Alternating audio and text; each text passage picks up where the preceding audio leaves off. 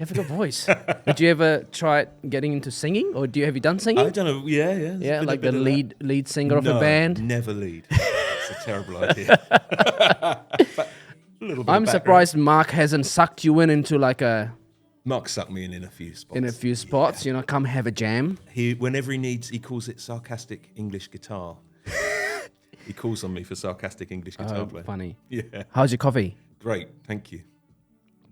Did you get one of the Neuro Mints? No, I'm going to go in after that. Yeah, nice one. Good stuff. Well, thank you for doing this, man. pleasure, Sam man. Johnson Hey. from Ace Rhythm. How cool. Man, I've heard, the first time I came across Ace Rhythm, Rhythm Ace, I should. Rhythm Ace, sorry, That's Ace right. Rhythm. Get my brand in there. Rhythm Ace. I was like, oh, this is cool, man. This is really cool. Because, you know, I've been in the music space a little bit. Yeah. And, you know, I got introduced into the electronic scene. So it's really cool to know that someone in the backyard's doing something funky. Yeah, I hope so.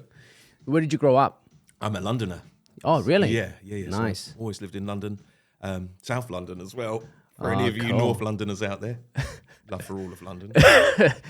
Yeah, that was it. I had a little bit of time on a funny little island called the Isle of Wight off the south coast of England when I was about between 14 and 18, and got off there as soon as possible. Back to London. Nice. That's where I stayed until quite. And recently. how's life growing up in London? Oh, amazing. You must have been exposed to so much different culture and... Yeah, man. I mean, London's one of those places that I don't know. You see it a different way at different times of your life. You know, when you grow up there, you just take it for granted. Then you move away and you come back and you get a sense of, yeah, exactly that. How incredible it is, really, for loads of reasons. I mean, it's not all incredible. There's loads of it that's a pain, you know. And I think I felt towards the end of our time there that I probably experienced all I needed to experience from it, and it wasn't quite the place that I fell in love with. That might just be age, you know. It's a great place to be 20, 30. But yeah, it's an amazing place.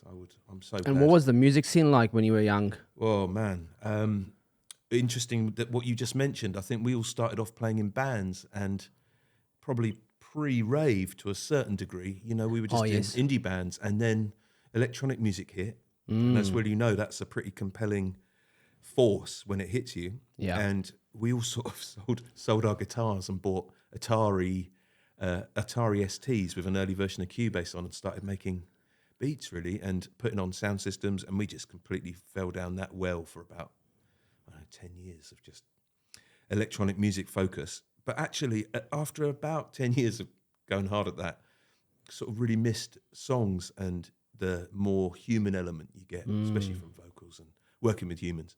And then started combining both things. And now it's that wonderful melting pot where you can do a bit of everything. It's kind of funny. It's similar story of the whole the Slacks and Information Ape. Right. You know, a band that's been playing live music. Yeah. And then spend 10 years trying to get them, you know, mixed with this whole world of electronic music or recording music electronically. Yeah. And understanding what it means for an ape to be in this information age. Totally. You know? Yeah, I do know. And obviously, you've worked on that album, which is launching in May. Yeah, a lot of work on that. Which we will talk about. Great. Yeah, I'd love that's to. awesome. Yeah, it's a great record. What sort of who were your influencers in London growing up as, you know, musicians on TV, or what sort of bands you listened to growing up? It's a good question. I think it was actually my dad's has got a lot to answer for, or I don't know which way to put that. He was a big reggae fan and a funk fan and a blues fan, and so in the car that's what we had. Blues, I love blues. Yeah. And he had some mates who were from Jamaica, and he would go and copy all of their. That must have been a fun time to grow up, being around your dad with. Yeah, I mean, blues, my dad's quite straight. Jazz, reggae. Yeah, but his music taste is great and really diverse, and you just sort of take it, don't you? You do. I remember hearing Ghost Town by the Specials on the radio. That was the first track that absolutely sort of blew my head open in terms of it sounding unnatural, weird, hyper real, and sort of a bit like the audio equivalent of a film, I suppose. Yeah. And thinking, oh my word, that doesn't sound like anything else I've heard.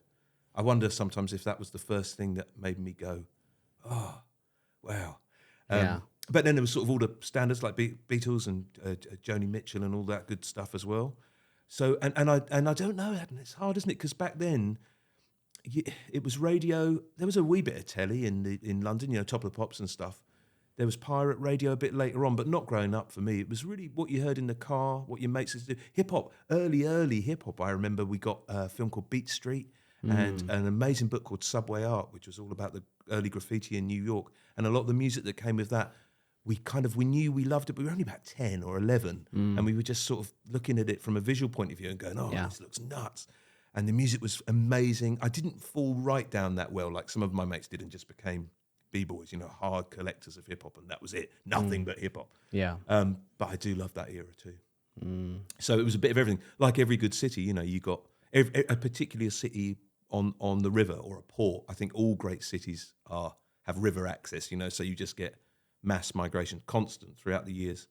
And with that comes the music and comes everything good. Yeah. Yeah, food, culture.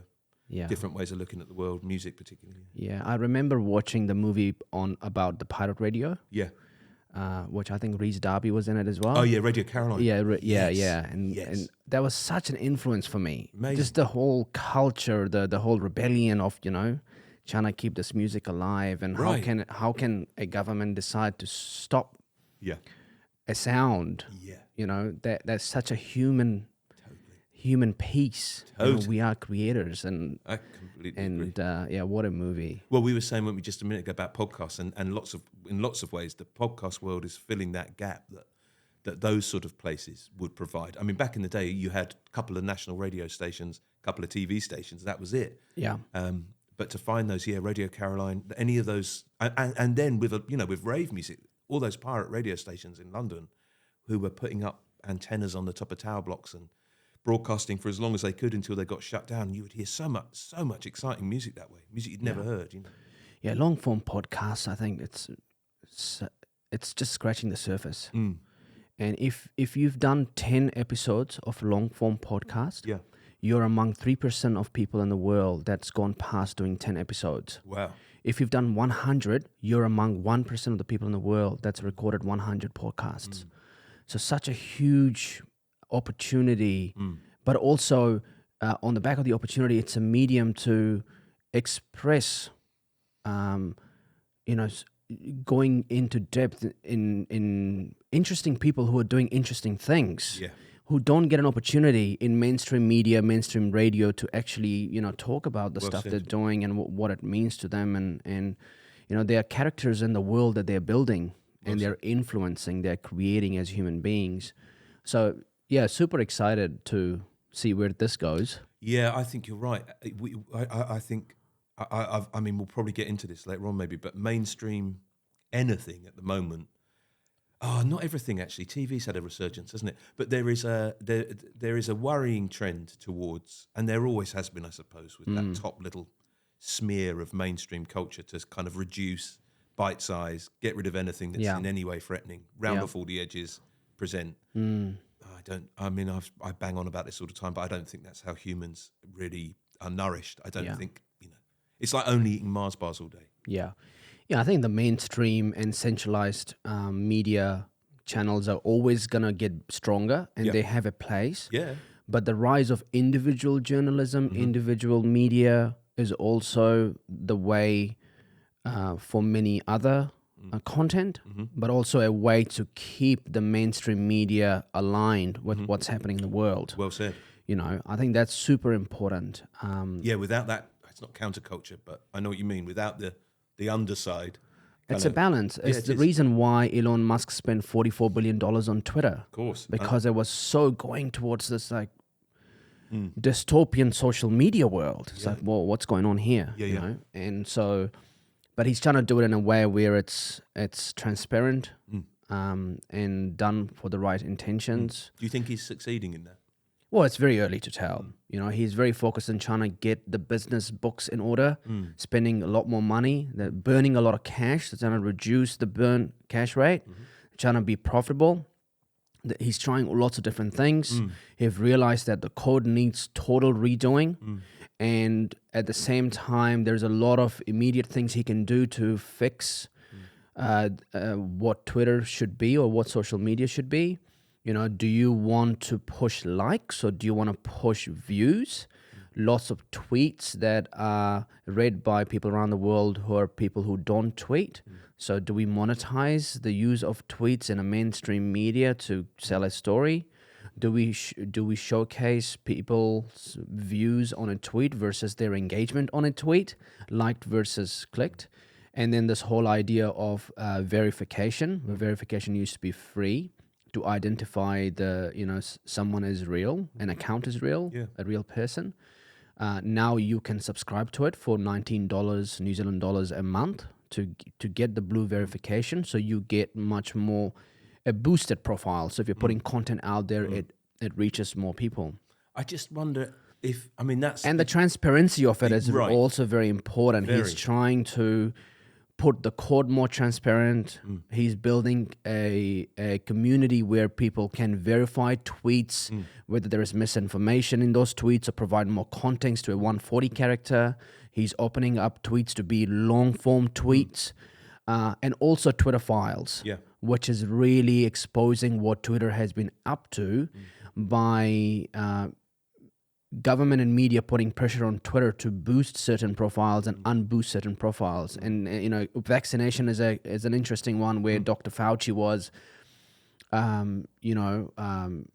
pushing through the government to get Twitter to deboost or ban certain accounts of 300 or so scientists who are against the vaccination or questioning the vaccination, questioning the lockdowns.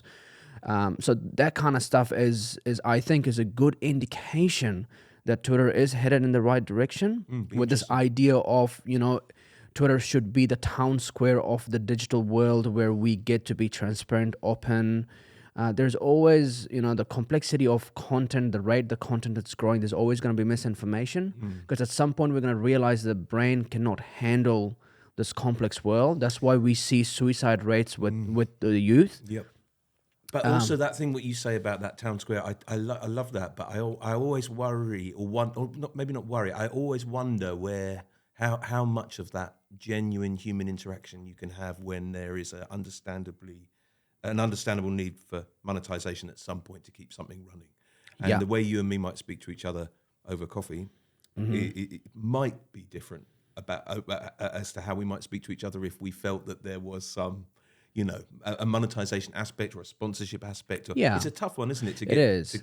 And also that role of an aggregator. I don't always think that it's a bad... I always think of record labels as a good example of that. In the electronic music scene that we were talking about a minute ago, that you wouldn't know what a band looked like, but you would trust certain record labels because they kind of did all that aggregation for you. Yes. And you could argue that that's a sort of form of censorship. They were saying, not that band, yes, that band. Yeah. But not always a bad thing. Which is where Spotify has changed the game a little bit in sure. terms of record labels versus artists. You don't see much record labels on Spotify. Very, very good point. And I you was see looking for albums and artists. Right. I used to listen to record labels only on SoundCloud. Now I listen to albums only on Spotify. Interesting. And playlists. Hadn't thought about that. That's a very good point. Yeah. Yeah, it's fun, isn't it? And I don't say that in a kind of there's a right and a wrong. But I do think it's interesting to see how that... There's a lot of room on Twitter to monetize content. And a couple of things I'm seeing is if you put out a tweet and your tweet gets a lot of engagement, and people spend a lot of time replying to tweets and commenting on tweets versus to tweeting themselves. So if you're going through the replies of a tweet, after every reply, there's an ad. So that ad money is going towards your original account where you've tweeted that from. So you're making some money out of that. There's also room for YouTube-style streaming monetization. So you can put long-form videos on and you can get money per stream. There is also room for running Twitter Spaces, which is almost like a live stream version that you can do podcasts on if you want. And you can monetize those, or people can hire you to run those accounts. There's a lot of Twitter accounts that are actually worth a lot of money. So there's a lot of sales happening with that. Same thing with YouTube accounts, if you create a channel. So yeah, man, I am all about exploring the future, all about accepting that, but also accepting the fact that we don't have to be naive about the complexities that come with it. And Yeah. what is the governance? How do we teach children about this new world? And well how do said. we mix the two worlds? Interesting. And I find a very unique approach to life in this day and age in regional New Zealand, and a very unique approach to life when it comes to urban places. Urban places are focused on increasing the memory speed of the brain, putting implants in the brain to keep up with AI. And over here, we are saying now we just got to push the AI away and block that away from us and focus on a more hybrid, basic, what the brain can handle technology world. Limit the kids on social media, this and that, and focus on outdoor nature and this and that. I'm not saying this is better or that is better. They all have their own arguments to make for and against that case. If you sorry, go on. No, it's context, isn't it? I mean, all those things are, you could make strong arguments for and against all of those things depending on the context of it. And for kids, that's such a good point. There's absolutely no point in denying where we are and where we're potentially heading. That would be crazy. And equally, there's no point denying that we have explored 1/1,000,000% of our amazing capacity as humans. All of that stuff is totally true. I wonder as well, though, whether we've got something that we need to always remember with that sort of forward motion, which is the stuff that is, I think, probably always been part of what makes us human, which is the personal, the interaction, the community stuff, the way you interact with other people, the way you look to express your own creativity, whatever form that takes. I think it's really interesting seeing how bands in the studio who are maybe under 25 are approaching their art compared to the bands who are perhaps 30 plus. And I'm really interested in how that affects the artistic outcome. And I think that's, and again, I say that with a very open mind, although I have my own biases, I think, because of my age, which I have to keep in check because, it's important to do that. Yeah, it is. If you look at someone like Fred again, an artist, and he's trying to get as close as he can with live music using electronic music. Yeah. And so he's gone down the path of using a drum machine where he's producing music on the drum machine instinctly as a live band musician would do on the stage. So I am open to that. We have to be open to people trying new different things. 100%. But at the same time, yes, you're also trying to have this battle between we don't want to lose history, knowledge, story, because we know the consequences of losing those things, but also be open to, how can we accept other things with good governance. I had Glenn Bennett here yesterday, MP for New Plymouth, and we talk about AI, and he said, well, what can the government do in terms of AI? I said, well, it's a little bit too late, but the best thing you can do, it's governance of AI. We haven't actually established good governance of AI. We don't have a CTO that is looking after the country as an organization and what AI means and how do we protect, how do we govern. How do you embrace? How do you make a positive case? Yeah, there was recently on Joe Rogan's podcast, there was an MIT researcher who was talking about how OpenAI may not understand how ChatGPT is programming itself. There are millions of databases and analysis that's going on.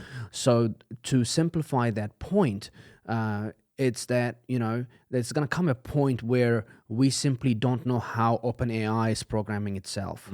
And then that is generalized in the form of a robot that lives and breathes amongst us in our workplace, in our homes, in our factories, on the road, driving cars, trucks, all that kind of stuff. Well, what does it mean? How are we governing it? How, do we understand how they operate? So we don't, we create a peaceful coexistence that we are, they are here to enhance the human and retain the human spirit and soul and our stories and our histories where we come from, and not create a dystopian future where they feel like, okay, the humans are the problem, we're going to get extinct and we have to deal with the human problem, So it's an interesting one, and you have to open yourself up to that world and get deep into that world, get obsessed with that world to understand and to govern, instead of leaving it to brew itself into something that Correct. may come and harm you in the future. And then that juxtaposition you arrive at where you've got that march that way, and at the same time, possibly not an equal force, because I suspect it's still quite small scale, but you have got that movement back towards humanity, people exploring themselves, their own potential, trying to tread a bit more lightly, trying to, all the stuff I'm talking about. And you've got that two sides, you've got that, and I suspect that's always been us, isn't it, as humans, wherever we've at. And I think it's kind of like the same issues with music. If you go through the timeline of music from jazz, it was rock, and then people started using electronic stuff on stage, and I'm sure a lot of people, I know Frank Sinatra was quite upset with where music was going. I've listened to some of his interviews, and he was not quite impressed how music has moved on from what they created, and that was the world that everyone lived in. So you always have that, and I think one of the most beautiful things I've ever heard is one of the most important inventions of life is death, because it paves the way for the new. And so as human beings, we have to play this role of protecting what we see as the world, but we also are open to accepting. If you have someone that comes into your studio that is young, upcoming, and they're exposed to so many different things, they want to record differently, and that's the fun challenge for you to try and figure out what is this new wave. Completely. Because I would imagine coming to a place like New Zealand and recording here, you form an ecosystem, you're part of an ecosystem, all the artists, and everybody wants to record, your schedule is full, but that comes and goes in cycles. In a decade, there are new artists coming through, and new local artists coming through, and they want to record differently, and that's the challenge for your studio, to keep up with that, but also preserve the old retro sounds and filters and equipments. And I remember the Chemical Brothers. They recently did one of the latest album they did was they actually went back to their old studio where they had all these old school gears from the 60s to 70s, and they wanted to only produce the music with those sounds, but with a modern feel to it. And Daft Punk is the same thing. Absolutely. The whole Random Access Memories was about actually them working on the Tron movie, realizing that they're conductors, not actually just these guys who sample music and cut and paste music from different songs and create one song, which is what they're known for with the album like Homework, Discovery. Absolutely. And then they got into this whole rock space. They did the rock piece. And Random Access Memories was actually them, getting above to the point going, we are conductors and we can bring the best musicians and we can record and we're running the studio and we're capturing thousands and thousands of recording of the same drum and then putting it all together and mixing and mastering, and here you go, here's an album. And it's kind of, bringing back that live music, live recording, but doing it in a way that is expressed through the Daft Punk sound. Yeah, there's two, I think, distinct elements to that. It's interesting what you were saying about Sinatra and that perhaps understandable resistance to new music and how it challenges the old guard. That's always true. And everything you say after that is also true. But that's all through the lens of recorded music, which is 100 years old, realistically. And I feel we've been making music forever. However long you think humans have been around, I'm pretty sure that once you've got food and shelter sorted out, quite quickly after that, we're creating, and we're making. And I'm pretty sure that's true around the world. I've yet to hear of a culture that hasn't got music at its heart, and so I'm always a bit wary of that, because I think the lens of recorded music is so small compared to our relationship with music, which is so ancient that it's a huge part. It's my life, it's what I do. But it's a small part of why we find it so mesmerizing and addictive and rewarding and enriching.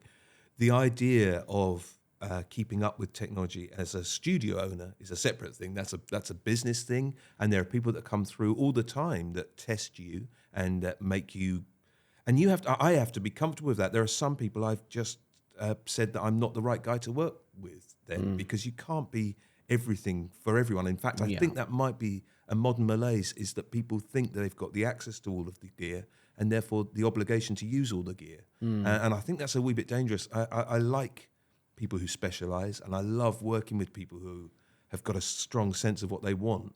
I also love it when someone comes in and shows me something I've never seen before, and that's super exciting as well. But I'm trying not to give myself too much of a hard time about keeping up with everything. I think you can dilute yourself a wee bit there. Yeah, you do lose touch with yourself because you're constantly trying to try new things, new softwares, new this, new that. I remember going through that phase. Yeah.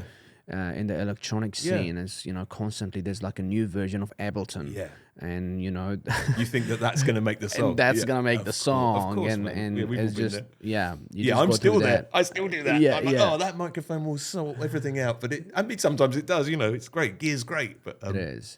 And I think you kind of that's why I love Daft Punk so much. Their obsession about instrument, but also retaining the soul of music. I remember Giorgio Moroder talking about the song they did with Daft Punk. And when he sat down, they asked him to sit down and tell his story, which is where Moroder by Giorgio is the track where he talks about, how he started in Germany and he was recording this.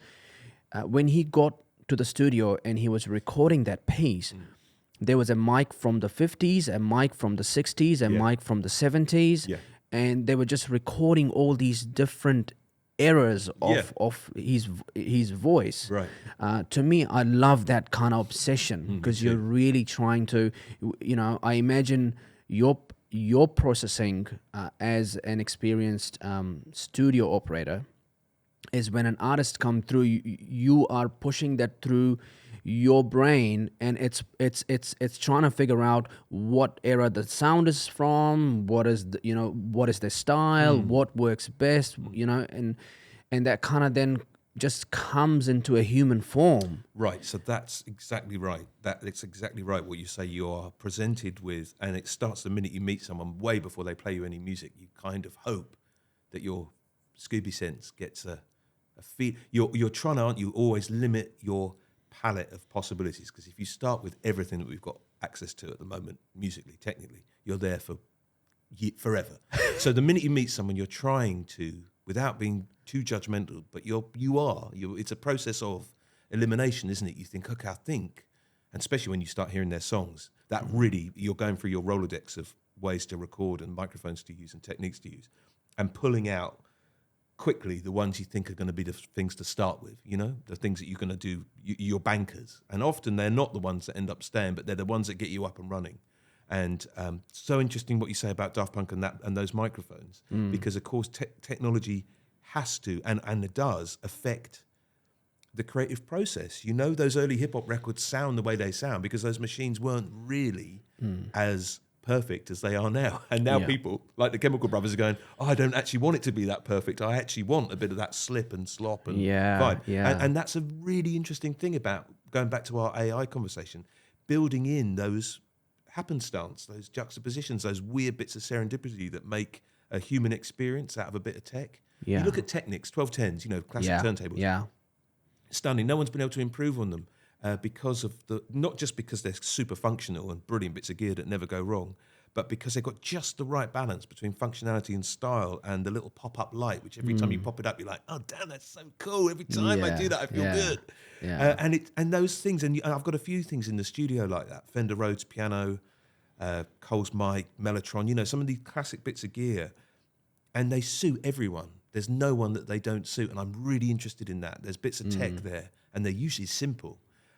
Without much clutter on them, and they just have a wicked sound. And you can make a grime record or a classical record or a jazz, and it doesn't matter. They're always sounds that people love. Yeah, and it's back to Daft Punk and the album Homework. That was done just on a couple of instruments in their bedroom Paris flat, studio. yeah. Yep. If you do that today in a refined studio, it will be totally different album. different You know, totally different sound. And I remember going through that as an artist, where I went through a phase where everything needed to be just rough and just put together roughly, and that was the sound I wanted. And then actually just refining this whole, course. becoming a mastering genius. Yeah, You know, very much natural process there. yeah. And he's just like constantly, refining every single piece. And it's interesting, this battle between the Yes. two as an artist. And don't you see that similar curve? It happens to. It's much more common than it isn't to see that exact thing. Rough, start bold, all your ideas out, real like, yeah. Refine, get to a point where you're like, oh no, I've over refined. And then you start doing that Chemical Brothers thing. You're like, Jesus, what were those first records? Why were they so good? Right, get that gear back, work like that. Yeah. There were some guys I was working with in London, some rappers before we moved over, and I got a real lesson in that from them, trying to help them mix and master some pretty grimy stuff, and I was bringing to that my kind of engineering. Oh, I'll just tuck a bit of that 250 hertz out and help you there, and do you a nice master. And they hated it because all I was doing was taking away the stuff that they found exciting, which was and I really had to get a grip of myself and go like, of course, the stuff that's exciting and the stuff actually that matches what they're talking about, crucially, is rough and ragged, and trying to take that out is completely the wrong move. And that's the whole point, isn't it? Is that you're trying to make your sound, if you're talking about studio context, you're trying to match the sound to the intention of the artist. Yeah. And that is where it's really hard. Yeah. If you're working with someone that doesn't have that sense, or is coming to it because they want to make a single, or a hit. Yeah, that compatibility is so important. You've got to match the two. Yeah. And at different times, artists need different producers. Very much. You look at one of the previous albums of Kanye West, Yep. where the producer, he wants the producers to smash everything from the output, just extra loud, extra limited. bang, Yep. Intense. Yeah. And I think one of the producers, I can't recall the album, came out and said, I did so much cocaine on this album, well, I almost killed myself. I think it was a British producer, I think. You better not name names. Yeah, exactly, yeah. And but that's sort of like what he was trying to do at that time. You listen to the album, you're like, wow, this is just banging, man. It's like full intense, the lyrics. And then you come to Donda. Yep. Which is such a different... About a different subject, of course. Different subject. It's musical, it's rhythmic, it's dynamic, and it's a Black Lives Matter movement. It's so many different things that's going on. So it's... Well, that's a really good point, isn't it? I mean, Kanye, he gets a lot of heat, but he is an interesting artist, and he's prepared to got to be make moves. objective about music. Well, he's an explorer. So I talk about Michael Jackson's music. Everybody gets so much about everything else about Michael Jackson. But as a musician... Do they? Yeah. I mean, I think that's right. We are at that point, aren't we? Yeah, it's the whole, children and Of his course. relationship with children. Yeah. But, if you look at him as an artist, as a producer, understanding of music and how studios work and just a musical mind, just like Avicii, it's... Yeah, I mean... So that's the thing with Kanye West is, as an artist, a very interesting artist, you can't ignore. And he's a sort of antagonizer, and he likes to... I think he revels in that.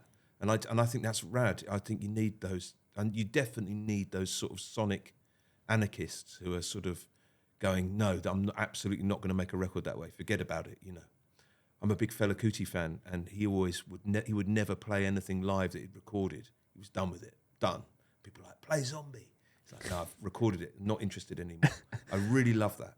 Like, forget it. I'm going this way. Yeah, we you change can as stay over there if people. you want. We change as people. That's quite an extreme view. I'd love to have heard him play Zombie. Yeah. I wouldn't have minded if he'd relented. I think that's interesting, isn't it? You want to... I mean, that's the whole point, isn't it, of music and creativity? It should be open to all kinds of characters. You've got your Kanyes, your extremists, your sort of very demonstrative, real big, with everything they do, even if it's subtle. And you've got those people who are like a Nick Drake or someone, right at the other end of the spectrum, undiscovered until 10 years after his death, making these small little, beautiful, heartfelt, stunning records for himself as much as anyone, And it was only way after he died that it was discovered that music also touches billions of other people. Yeah. amazing. How's that journey been for you? Do you find yourself changed quite a lot being in New Zealand for 6 years versus in London? Yeah, for sure.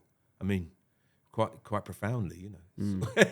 Yeah. It is a different world, isn't it? It's a different way of living. Yeah. I mean, brilliant, not bad, not Different bad. artists, different music, or I mean, yeah, a bit.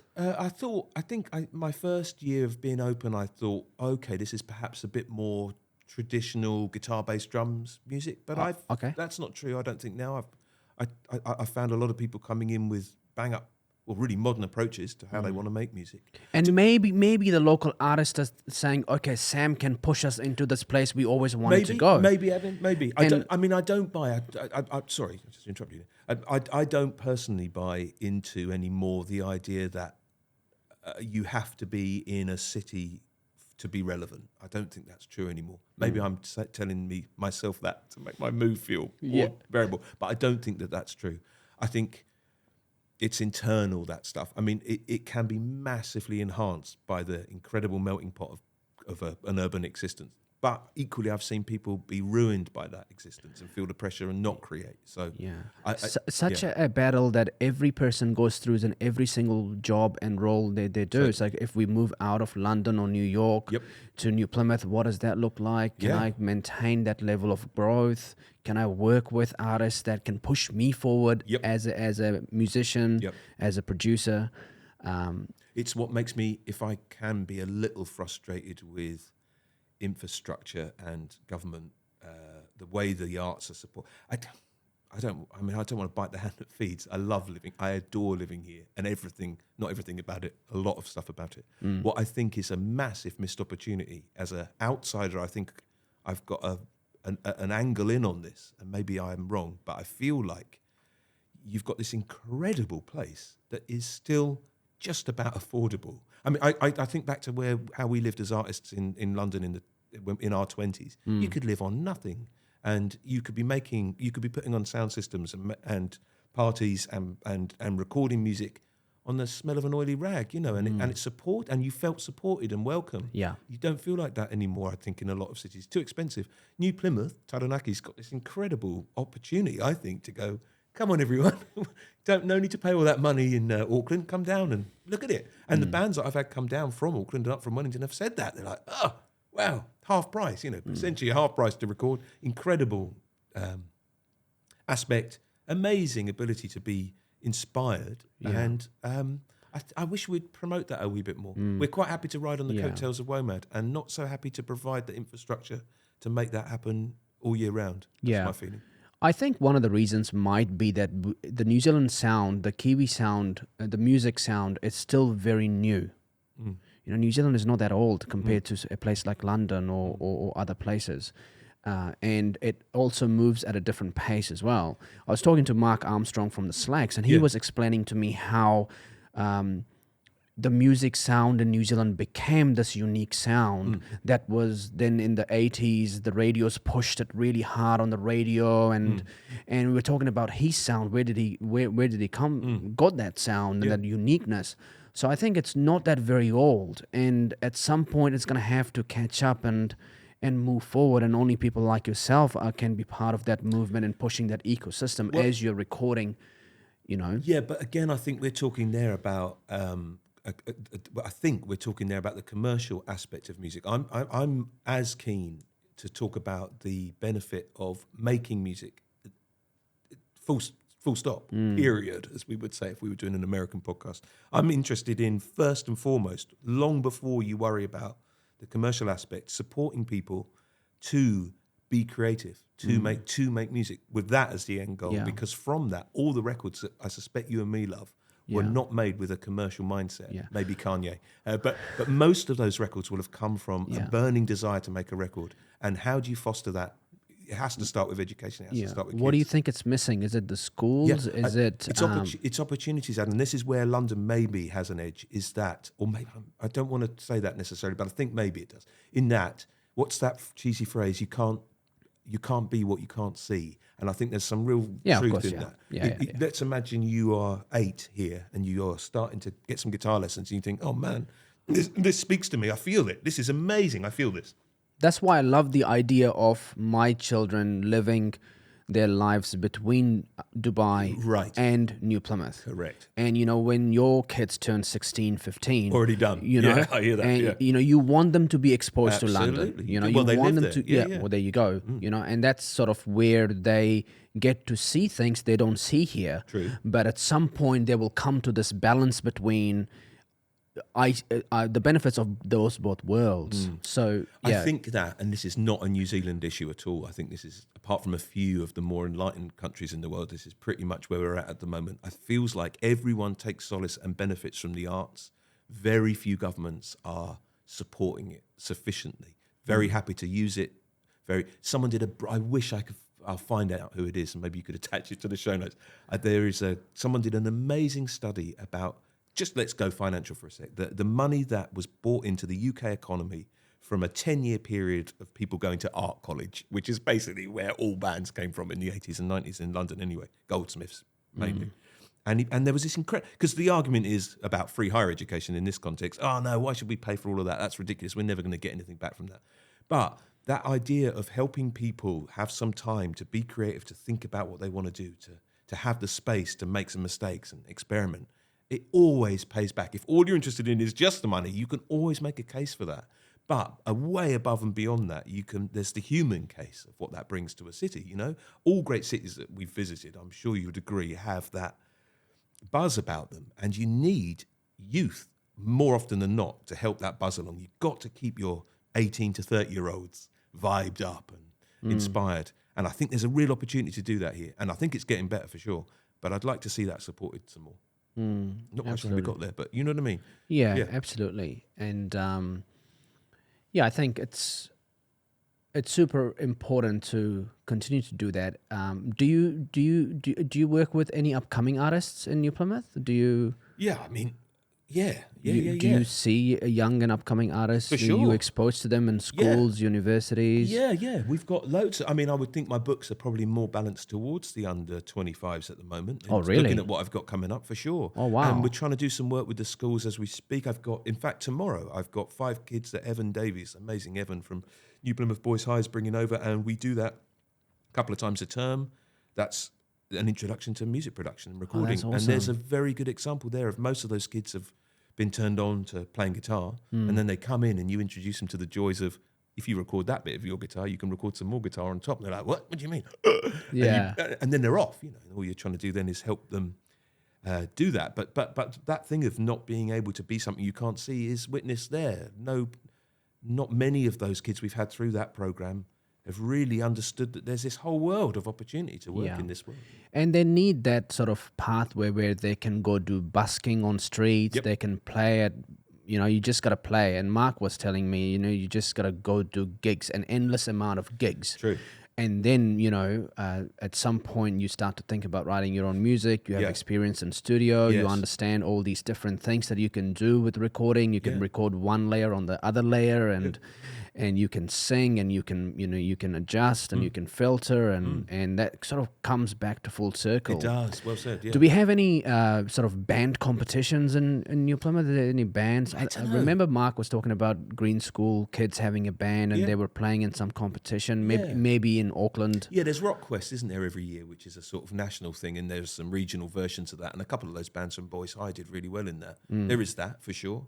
I think school has got a role to play. I do think usually good creative practice tends to happen outside school. I'm not sure school's necessarily the best medium for that, and I think they get a bit of heat sometimes. They have a role to encourage, exactly, and so to introduce. kids feel they can express their musical journeys or feelings at school with friends. Exactly, and that has kind to of be stuff, encouraged because they hang out there a lot. We had in London, we ran an organisation called Community Music. So from the recording studio and rehearsal room and performance space, that was all running, and you would attach educational work around that, community outreach often. Where we were based in East London, there was a lot of, poverty, there was a lot of youth issues, all the usual stuff that you get in a city. And music, we always felt, was the best way to intervene in a lot of those situations, and it nearly always was, because most kids have got an interest in music. They might not have discovered their latent talent in it, but they've got an interest in it. And particularly in that part of East London, putting a recorder or a violin in their hands wasn't going to cut it, you know. But if you put a MPC or a copy of Fruity Loops, or you record them rapping in, and you make that part of their engagement, they were in. And then you saw Man, I the remember truth. Fruity Loops. Well, mate, imagine if you've come off the street and you're listening to mixtapes and you've got nothing going on in your life. You've been kicked out of school. Everyone says you're useless. And then you can come into a studio, knock up a beat. Fruity Loops in 10 minutes, you're making a beat and you're like, damn, that's good. And then you'll make spits and bars over the top of that. And then suddenly it's like, oh my God, this sounds like something I've heard before. Yeah. That sense, I've seen that a trillion times, that thing that goes on in people's eyes when they're like, Jesus, this world's open to me. This world's open to me. But I really, really think you're onto something with this idea of pushing forward and creating more pathways. And you know, if you look at Sweden, how much producers they have, music is like the top 3 export. Exactly, they understand that. Yeah, they get it. And but though, Adnan, they understand that it's an export and it's a really good thing for their population, their humans, to be involved in. It's not let's make I can't think of anything, a car part, you know. Yes, you've got a product, and the amazing part of that is you've got a product that's really good for you to be part of. And that's what the Dutch has done really well with electronic music. You know, Tiesto's and Armin van. Well, electronic music was the first time, wasn't it? I mean, we've got to be a bit careful about how we say electronic music. I would say the advent of computer power that enabled most people to record something at home. Let's call it that, rather than having to go and pay a load of money to go into a studio. Yeah. That ability, that democratization of the recording process has been amazing. Yeah, and not just the electronic music, but on top of the enablement of electronic equipment, the rise of house music in Chicago, Frankie Knuckles, Larry Levan in Paradise Garage in the late 80s. And I remember the story of Paul Oakenfold going to Paradise Garage as an 18, 17-year-old and living, you know, just sleeping on subways, catching the next train. And just that whole thing becoming this huge movement. And it goes back to Giorgio Moroder talking about when he was doing an album for the 70s, he just wanted to add the click on the recording. And the click became this beat. And this beat became this whole house music culture. It's fascinating how that one little thing kind of just and go back to how spread.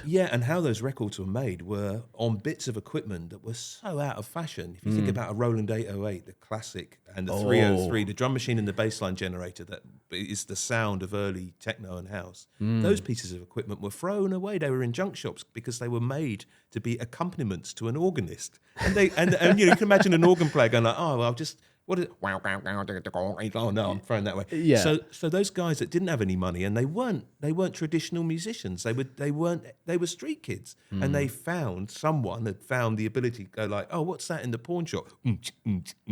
Oh, wicked, and you're off. But that came out of that's art, isn't it? That's sort of necessity. That's finding a way to express yourself with the tools you've got. And I don't know. I think government and funding, there's always a supportive role to play. But I think people like yourself and people that are in the scene are the people who push things forward for their passion. Right. Mel Cherin. Have you heard of Mel Cherin? No. He was the guy who was a music promoter, event promoter in New York in the 60s and the 70s. Right. And he was the one who opened Paradise Garage, which is known to be the first ever nightclub in the world. So he is the guy who kind of influenced this whole scene of nightclubs and discos and parties and having 3,000 people in a room and you're playing loud music and that's where all the DJs went to play their music and test the music. And those are the type of characters that you find spread around the world who pushed something forward. I hear you. Because they had a vision. Yes, and heaven forbid we should leave it up to the council to come up with our creative. That would be a terrible idea. No offence, councillors, but that's not your job. But it is your job to not get in the way, and it's your job, I think, to support those entrepreneurs, those people that are always in the scene. You've got to support them. And the very least you've got to do is not close them down, because that's what happens, and I'm sure you've seen it the world over, is that the creative, this is a story as old as the hills, isn't it? The creative sector will move in, generate this incredible good feeling. That will attract money, that will attract development. That scene's gone. That's what we've got to absolutely stop doing. Do you work with any WOMAD talents when they're here? Do they come hang out at the studio? Yeah, well, weirdly, the last WOMAD that was on before the last couple of years closed it all down was Maria Ramos was stuck here. So she was this incredible New Yorican musician in a band called Flor de Teloache, and a really extraordinary.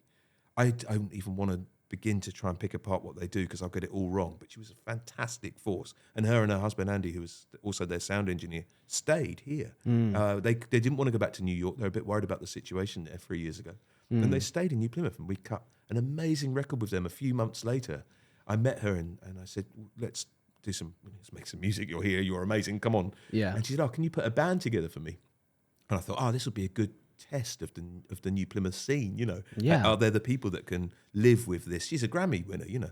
And, Oh, wow. and the New Plymouth scene stood up so beautifully. It was great. Yeah. I should really name check them all, shouldn't I?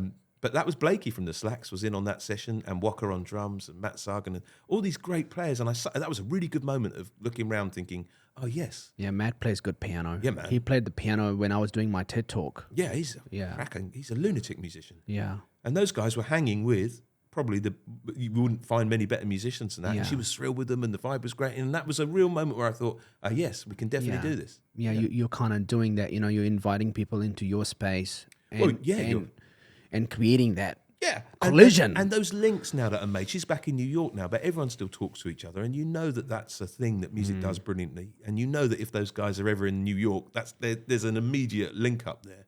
Yeah, I remember as a kid watching the Live Aid concerts, Yeah, you know, yeah. and one of the most iconic ones, Freddie Mercury and the Yeah, Queen yeah. performing at that. And it just has this power of bringing people together. That was an interesting one because they were so not the band of the moment by that point in their career. They were old news, you know, Queen at that point. And that really uplifted it them. massively uplifted them because it was such a performance, wasn't it? Yeah. It and reminded everyone. Yeah, and also to a wider world, Yes. to a mainstream world, Right. to a global world, Of to a course. global audience. You see, you'd never get that again, would you? That was such an interesting time where just about everyone's watching the same thing. That's a very hard thing to get these days with such a disparate communication world. It's that might have been one of the last. I wonder if that is one of the last We've great. lost a lot of that. You know, I don't Yeah. hear anymore, you know, like Swedish House Mafia performing sold out in 7 minutes. You know, like I think it's a consequence of that. And it's what's happened to the record labels, isn't it? You don't have now. Every label back in the day had 4 or 5 enormous acts on the label that was basically bankrolling the whole operation. yeah, I miss my days where I used to religiously listen to Pete Tong, BBC Radio 1 as the essential mix. Yeah, how good was those Yeah, days? Fabio and Groove Rider, and those were good days. They were. But I particularly like kind of driving back from a gig at 3 a.m. and just putting whatever pirate radio station you could get on, and it was just nuts. You know, people just playing outrageous. Yeah. And the rise of Ibiza. Yeah. And all the, you know, Headless have you watched the movie It's All Gone Pete Tong? No. Yeah, it's a movie about this one of the most iconic British artists that goes into Ibiza and you know produces good music, and then he disappears. Right. And it's a story about this whole scene in Ibiza and the music and the explosion of Pasha clubs and you know, and Pete Tong's right at the center of all of that. Yeah, creation. wasn't it? It's just That was such an interesting nutshell, wasn't it, of what tends to happen in and that's music. what we're talking about here is, you know, these moments in history where a group of people actually created this movement, this sound, this culture. Yeah. That can happen anywhere when the right people get together and the right people are pulling. And when you have these such mass movement of artists for 3 days in a place like New Plymouth, and people like yourself are pulling them, you know, in all different directions and mixing them with the locals and creating something that becomes something, which is where sort of it's, you know, it's all kind of leads to the Information Ape album upcoming by the Slacks, which they worked on your studio and you worked on that. It's sort of, it's the fruit of that labor in many different ways from my perspective. Yeah, maybe. I mean, I think the Slacks have had that album in their brains for a long time, Yes, actually. they have. And they're such an interesting bunch of musicians because they've got this. They do that thing that I think really good bands do, where they share a common center, and then they all have these weird outside of that common center things that they bring into it. I mean, Mark and Scott are the classic example of that. Yeah. 2 amazing songwriters, 2 very different songwriters. And that sort of tension and love between them is what is so compelling, you know. But those blokes, I mean, I don't know if Mark's mentioned a couple of examples in the studio, but I found that working on that album really moving, because I think the perception of the Slacks maybe from their live shows is this big bombastic jumping around, and it is. I mean, they're a force live, Yeah. but they've got the subtlety to their songwriting, which was so nice to kind of expose in the studio, where you've got a chance to be a wee bit more thoughtful if you want to be, a bit less bish bosh bash. And there were some moments in the studio, like really, where we were all in tears, sort of hugging each other, going, "Oh," because their songs are really moving, and to kind of bring them to life was wicked. Yeah, I'm obsessed with Information Ape. Yeah, it's an amazing. It talks to me. You know, we're talking about AI. Yeah, you are. It talks to me in that fashion. I That's, agree, you man. know, I I agree. am this ape that is turning into a cyborg. Yeah, And it just talks to that. And you know, Mark and I went through the music video yeah, on the podcast. yeah, And I just love this idea of the cyborg that it's taking human music Yeah. and converting into these images Yeah. that are so talk to me in such a deep space. That's good. And That's what music should do. it's fascinating, and you know, I'm gonna have him over again, and it will be awesome to have you on that show as Yeah, well. we could break down a track. Yeah, we could break down a track. You should come to the studio and we will break down how that track's made, because there's some Yeah, layers sure, in there man. which are pretty. We could kind of do a podcast in the yeah. studio. That would be Just great. put the cameras I'd up. love to do that. I mean, Mark might have mentioned it, but when that album was finished, we did a couple of sessions at the studio where we invited groups of 10 at a time to come in for a couple of hours, and Mark and Scotty and Blake and Zane would break down how the track was written on acoustic Oh, guitars. that's cool. And then we'd show them the multi-track and all the detail in there. And actually, this maybe goes back to that point we were making early on about how you keep people engaged in the artistic process. That was such a profound set of sessions, because they had people there that were fans of theirs, and then they saw the work that went into that record, and they were just blown away, and all the little detail, the little shading that you put in when you're producing, and you're able to solo it and play it in isolation, and people are like, "Oh my God, now I've heard it, I can't unhear it." And I love that. And I think maybe this is where what we were saying earlier about how do we get people to enjoy, to celebrate this incredible revolution that we're going through of technology and how it relates to our creativity. Yeah. It's hidden from most people. And that's a massive shame. I think we need to make that a bit like your logo. You Yeah. need to sort of have half of you human, and then can I see the workings behind that, please? I Yeah. think it's super important. It is, yeah. There's so much going on. There is, So- and it's also interesting, and people are interested in it. And I Yeah. think we hide that from people. Do you remember, a beautiful old watch, and you see into the workings of it, and you think, "Oh, what?" But Yeah. everything that we use now is sealed and designed to be sealed, and we can't see it. And I think, Yeah. it's that sort of thing of let us into the magic a bit, and we'll Yeah. love it even more, I think. Yeah, and that's sort of where it's you know, my observation has been one person is so many different people. Yeah. You know, one person is so many different people. You can be this person, this image to your children as a father. You can be this image as a boss. You can be this image as an employee, as a citizen, as a community volunteer, as a musician, as a podcast. Sure. You know, you have all these different personas to yourself. Joe Rogan is an interesting one, right? He's a totally different person when he's hosting a podcast, and he's a totally different person when he's commentating for UFC. Right. The brain structurings are very different. Yeah. He has to remember every single move, every single step. yeah. He has to talk at a way that fits within a 5-minute round in a 5-round championship. But he's still recognizably him. It is. It's very recognizably him. It's not a different person. No. The voice, the tone, but it's a different tempo, very structured, very disciplined. Yeah. At the podcast, he's, you know, more relaxed, depending on who he's hosting on the show. If he had, you know, someone that is actually, he has to listen and focus and be very specific, versus to someone that is just a bunch of friends having a good chat and, you know, and a good laugh.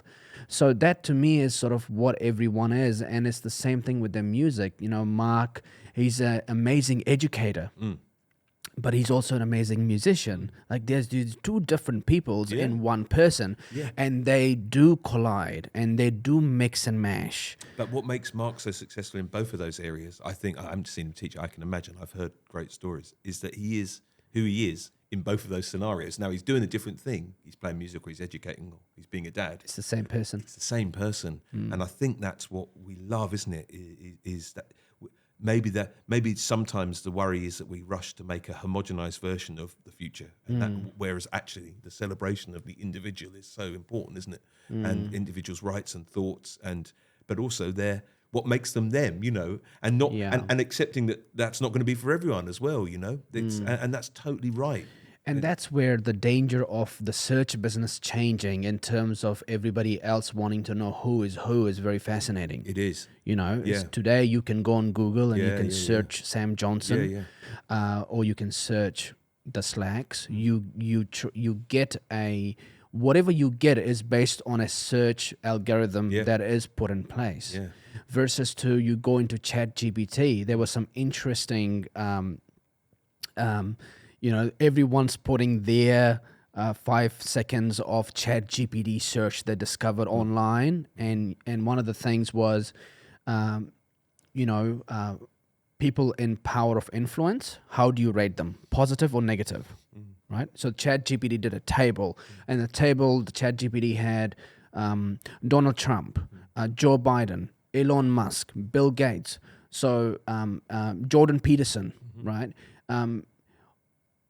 And it looked like someone that was liberal has programmed the answers. Joe Biden gets positive, Donald Trump gets negative, Elon gets negative, Jordan Peterson gets negative,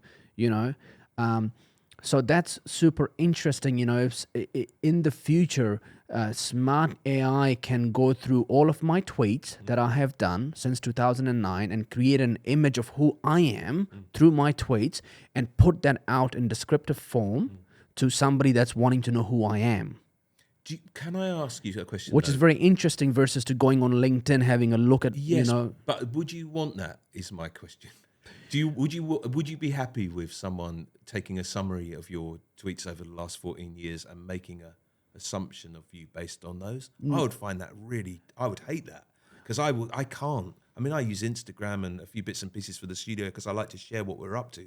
The idea that someone might form an opinion on me based on what I post there is abhorrent to me. Depends on the context. I think we're all interested in, like I'm on average once a day on Wikipedia. If I find a new name and I go on Wikipedia, I just have a quick read about, who this person is, right?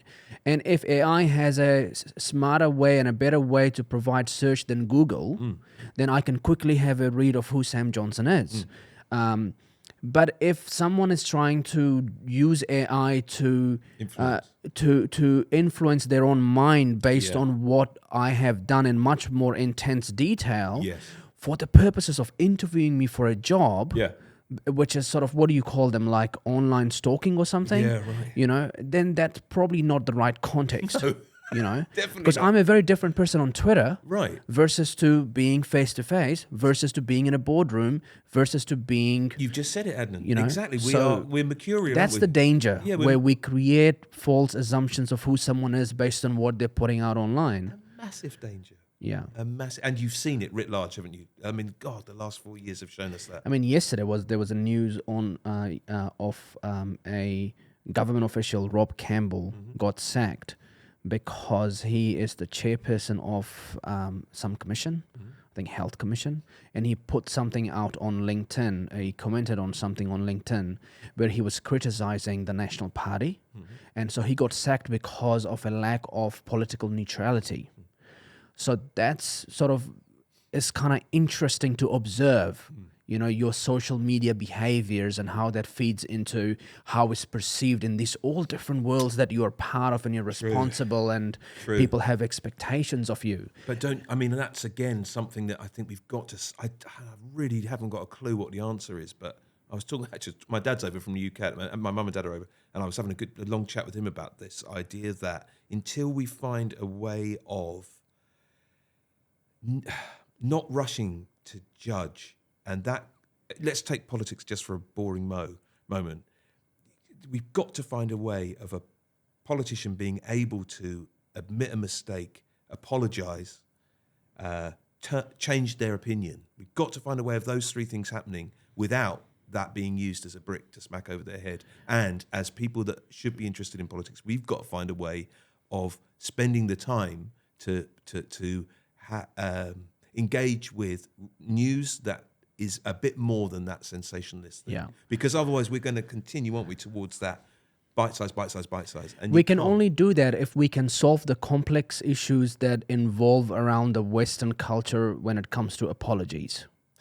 Okay, cool. Let's go there. Go on. You know, Right. it's because it's, Right. you know, if you apologize, then you admitted Right. the guilt. If you don't apologize, then you are showing lack of gratitude towards understanding and you're a closed mind. So it's a minefield in terms of Yes. what the context is and where you're at. Do I apologize? Do I hold my ground? Yes. Where do I play? But I think what's interesting about that, just a very good point, is your, I think, politically, you're wondering about that move based on how that's going to be reported, what's that going to make me look like, who's that going to... Whereas, I mean, it will never happen because we're all a bunch of judgmental bastards, aren't we, humans? But on the whole, it would be lovely to find a way where we can be a tiny bit more understanding of the frailties of being a human being, you know? On both sides of the fence. It is, yeah. And I find I have found myself in so many situations where I've offended people, and and yeah. and the resolution has always been just do an apology. Right. How does the apology solve something? No. Maybe we should sit down and talk about it. That's maybe completely maybe right. we should understand. Just an apology, please. No, that's not enough. And it's not a culture that I grew up in. Well, and it's I also didn't not grow enough. up in this apology culture. No. I understand that. It's not just saying, "Oh, sorry about that." It's exactly what you said a minute ago. Let's talk about that. Yeah. This is why I said it. Yeah, and sometimes you also have to understand where the line is. If you're having those conversations, you should stop the line and say, well, we agree to disagree, let's move on. Let's move Completely. forward. You know, it's okay to agree to disagree, but should. still work together. I'm sure you have all those experiences in the studio where you have this complete battle between an artist, but you have to get the project done and agree to disagree and move on. Mate. So it's an interesting one, this whole apology culture. I like it. I haven't thought of that before. That's a cool point. What are you saying when you say you haven't come from that culture? What would be your experience of resolving a conflict? For me, growing up was unconditional. Right. Yeah, you know, like my mom would tell us off, but 2 minutes later, the love continued, Got you. you know? Yeah. And that was it. Yeah. So maybe the consequences of that is there's a lack of accountability culture. Right. Am I accountable for my actions?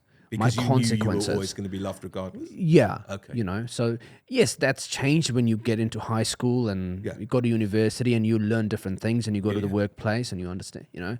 But I've always struggled with this whole idea of freedom of speech. You know, what is freedom of speech? Because when societies kind of create their own tribes where they have their own version of what freedom of speech is. A good example is this whole abortion law and bill in the US that sort of happened late last year. Your body, your choice. And Andrew Schultz has a really funny way of explaining what that means for liberals who actually say that, your body, your choice, because it comes from this place of freedom of speech, freedom of expression. It's your body, you do whatever you want with your body. So he's trying to come up with some comedic lines for it. And what he discovered from this all is people who are liberals say that kind of stuff. Actually, when you dig deep within their own rules of what freedom of expression is, they have a boundary, a line where they stop. So what he discovered with abortion was it's 3 abortions. If you have anything more than 4 abortions, somebody that believes in your freedom, your choice is going to stand up and say, well, hold on a second. What is the issue here? You don't know how to put a condom on? Or what's going on? Because 9 abortions is like a football team. You know, and so it's very interesting in terms of, you know, where we draw that fine line in terms of what we say, what our ideology is, and what we do. It's the same thing with, you know, this whole movement of women leadership, because women are more kind and empathetic. And then you have someone like a prime minister that is a woman who is following this ideology of leadership. But unfortunately, you're in a position where you have to be kind to the priorities. You have to be unkind to the things you don't do. If you're choosing to lock everybody down to save the lives of people who have very little years to live, the unkindness comes from compromising everything else. The lives of young people that have been damaged because they have to live with this. So the kindness applies to certain things. And it's kind of the same, you know. It's the eternal battle. You're right. The freedom of speech battle requires... And it's where if liberalism, I don't know about that expression so much. I know what you mean. It's where that can tie itself in knots, isn't it? It's the idea that, hey man, it's cool. Everything's cool. I mean, I think we should be a bit more honest about that. That it's some things aren't cool. To me, they'll be maybe different to the things that aren't cool for you. And we all have a line, don't we, where we get to. I totally agree. Yeah. Freedom of speech, I do support. I think I support, but I'm sure I've got all my own biases. I've got everything that's gone into my life to make me go, what? You can't say that. That's disgusting. Yeah. But I equally, I don't think it should be. I think the way the media has handled the last 3 years around the world is disgusting. I've never felt so. It's been an interesting experience as a white, privileged male. You know, that's what I am. That's what everyone. I think that's fair to say. As suddenly looking at a situation where you think, wow, I never thought that I would be kind of lumped in with certain groups of people, and because of my views, how people might look at me, and you think, oh God, that's interesting. We've been given a situation that's really black and white, and that, of course, happens to people all the time in all manner of ways. And actually, I was called to account. I think I was called to account on this when I first moved. I've been here a couple of years. I've told this story recently, actually, in the studio, and someone came into the studio and I was talking, and they asked how I'm finding it here. And I said, oh, it's been amazing. And we got on to the idea of multiculturalism in London. And I said, and I think I've had a chance to think about this, and I mean it, but I can see where it might be offensive. But I said that one of the things I really enjoyed about being in London was that it had become so mixed. Race, cultures, experiences have become so mixed that it almost became something that you didn't talk about. And the person I was speaking to said only a white man could say that. And I thought, at the time, I bristled a bit to that. I was like, no, man, I mean that. You know, you don't know my life. You don't know where I've lived. Yeah. And then I took a bit of time to think about it. I thought, oh, she's probably bang on, actually. That is my thing. Of course, there's stuff to deal with. My point was that it felt to me like we were reaching a point where fourth, fifth, sixth generation immigration, and I mean immigration as well, that's the whole thing in Brexit that got so disgusting. I was so glad to get out of that country during that nonsense. What for most people that meant was white, I think, you know. But immigration in the UK is as old as the hills, isn't it? It's super fascinating. And I think one of the things I have been working through my struggle has been I've grown to respect my privacy more and more in certain things, especially my friends and family not talking negatively behind my back. Okay. You're going to have to, come and talk to me. I don't want to be on the streets at a party somewhere where I hear something about something. It's like, whoa, that's totally unacceptable for me. And we're doing this whole podcast thing on YouTube. We're talking about, how are we going to do it? What are we going to do? What are we going to handle? And one of my friends was being a bit cheeky and says, are you ready to handle all the comments? I was like, yep, I'm not reading any of them. Right. I let my team to kind of filter it through and whatever. But that's the thing, we are in a world where we are so exposed to we're putting content that everybody in the world can see and then they can comment on it. And what does that mean for us? And which is sort of where all the kids are struggling with, they're exposed to these devices. Yeah. And they do something that, spreads like fire amongst their own schoolmates or groups, It's freedom of speech it's a very fascinating topic. And it what is. we say it is actually not. And who is actually trying to reinforce power, obedience, versus to who is trying to individualize and push boundaries. Always been there, though. I mean, it's as old as humans. Yeah. I really think that. Yeah. Unfortunately, I think there's always been that. There are examples, I'm sure, of really good, open, democratic cultures working beautifully, but... So you're recording just in New Plymouth, or are you actually kind of take... Good switch. Let's get back to the serious business of making records. We'll get back into it. We always start with music and get back into those discussions. I'm always open to it. I love it. You're recording just in New Plymouth, or you actually go and do recording? Have you tried doing mobile recordings in other studios? Yeah, I've been up to Auckland a bit, and the Music Producers Guild in New Zealand's wicked, with Greg Haver runs that, and that's brilliant. We go up to Roundhead and do some sessions up there. I'm happy where I am. I've got my gear. I don't really like Do artists around New Zealand come to Owakura and Yeah, not as many as I'm hoping to get in the future. I think that's my big goal next, is to try and the ones that come love it. And Yeah. I think I'm trying to just get that to happen a bit more. I don't know. I mean, there's a lot of amazing studios in the city. There's a lot of great studios in New Zealand, actually, some really good ones. And I'm, just a wee part of that. It's not. I don't expect people to kind of go, oh my goodness, yeah. I must go down to Owakura to record. But when they do, I think we've got something. But no, I'm super happy where I am actually, and moving has given me the chance to build the sort of studio that I've always really wanted to have, and is vibey like I like. And those things are important to me: lighting, how it smells, usually of drummers, but I do my best to get it there. The whole thing about that is important. Yeah. Yeah, and what's been the highlight recording for you in New Zealand? Ooh, that's a tricky question. The one you've kind of felt deep at a human level. Whoa.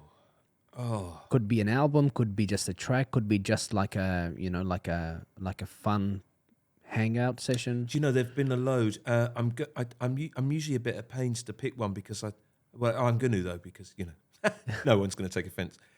There's a guy, Hamish Cameron, who I'm working with, who has always been a side guy on lots of people's records. Okay. Played with a lot of people. He's a brilliant musician, but he's often helped other people out. Turns out he's an incredible songwriter in his own right, and writing from a very, very personal, deep place. And there's a couple of tracks on his EP that's coming out soon that have really got me in the guts, because he sings them from the guts, same way that the Slacks do. Most people actually that I'm working with do. I really should make that clear. I think that's a good part in New Zealand. There's a bit less front, a bit less artifice. It's a bit more honest. But there's a couple of tracks of his that have really put me on my arse and left me quite emotionally, battered for a few days after recording. And I love that feeling. I love that feeling of just that lightning in a bottle thing that you get in the studio if you're really lucky, where you get the vibe right. They're in the mood. They've written the song in the first place. That's the single most important thing. And it just comes together, and you play it back through the speakers, and it's sort of more than the sum of its parts. You get that sense in the room that something wicked's just gone down. I love that. There's been a few examples. There's a track on the Slacks record called No Reason to Love. It's exactly the same. We tried to record it so many different ways. It's a beautiful... I'm not sure what it's about still to this day, and no one really asked, and I think it's brilliant. We've all got our own interpretations about what that song's about. Yeah. But we tried to record it in so many different ways, and we were almost giving up on it, and then we just found this way of recording it, slightly different instrumentation, and it just opened up. And Scott sang the most beautiful vocal on it, and he denies this, but I think you can hear him break when he sings it.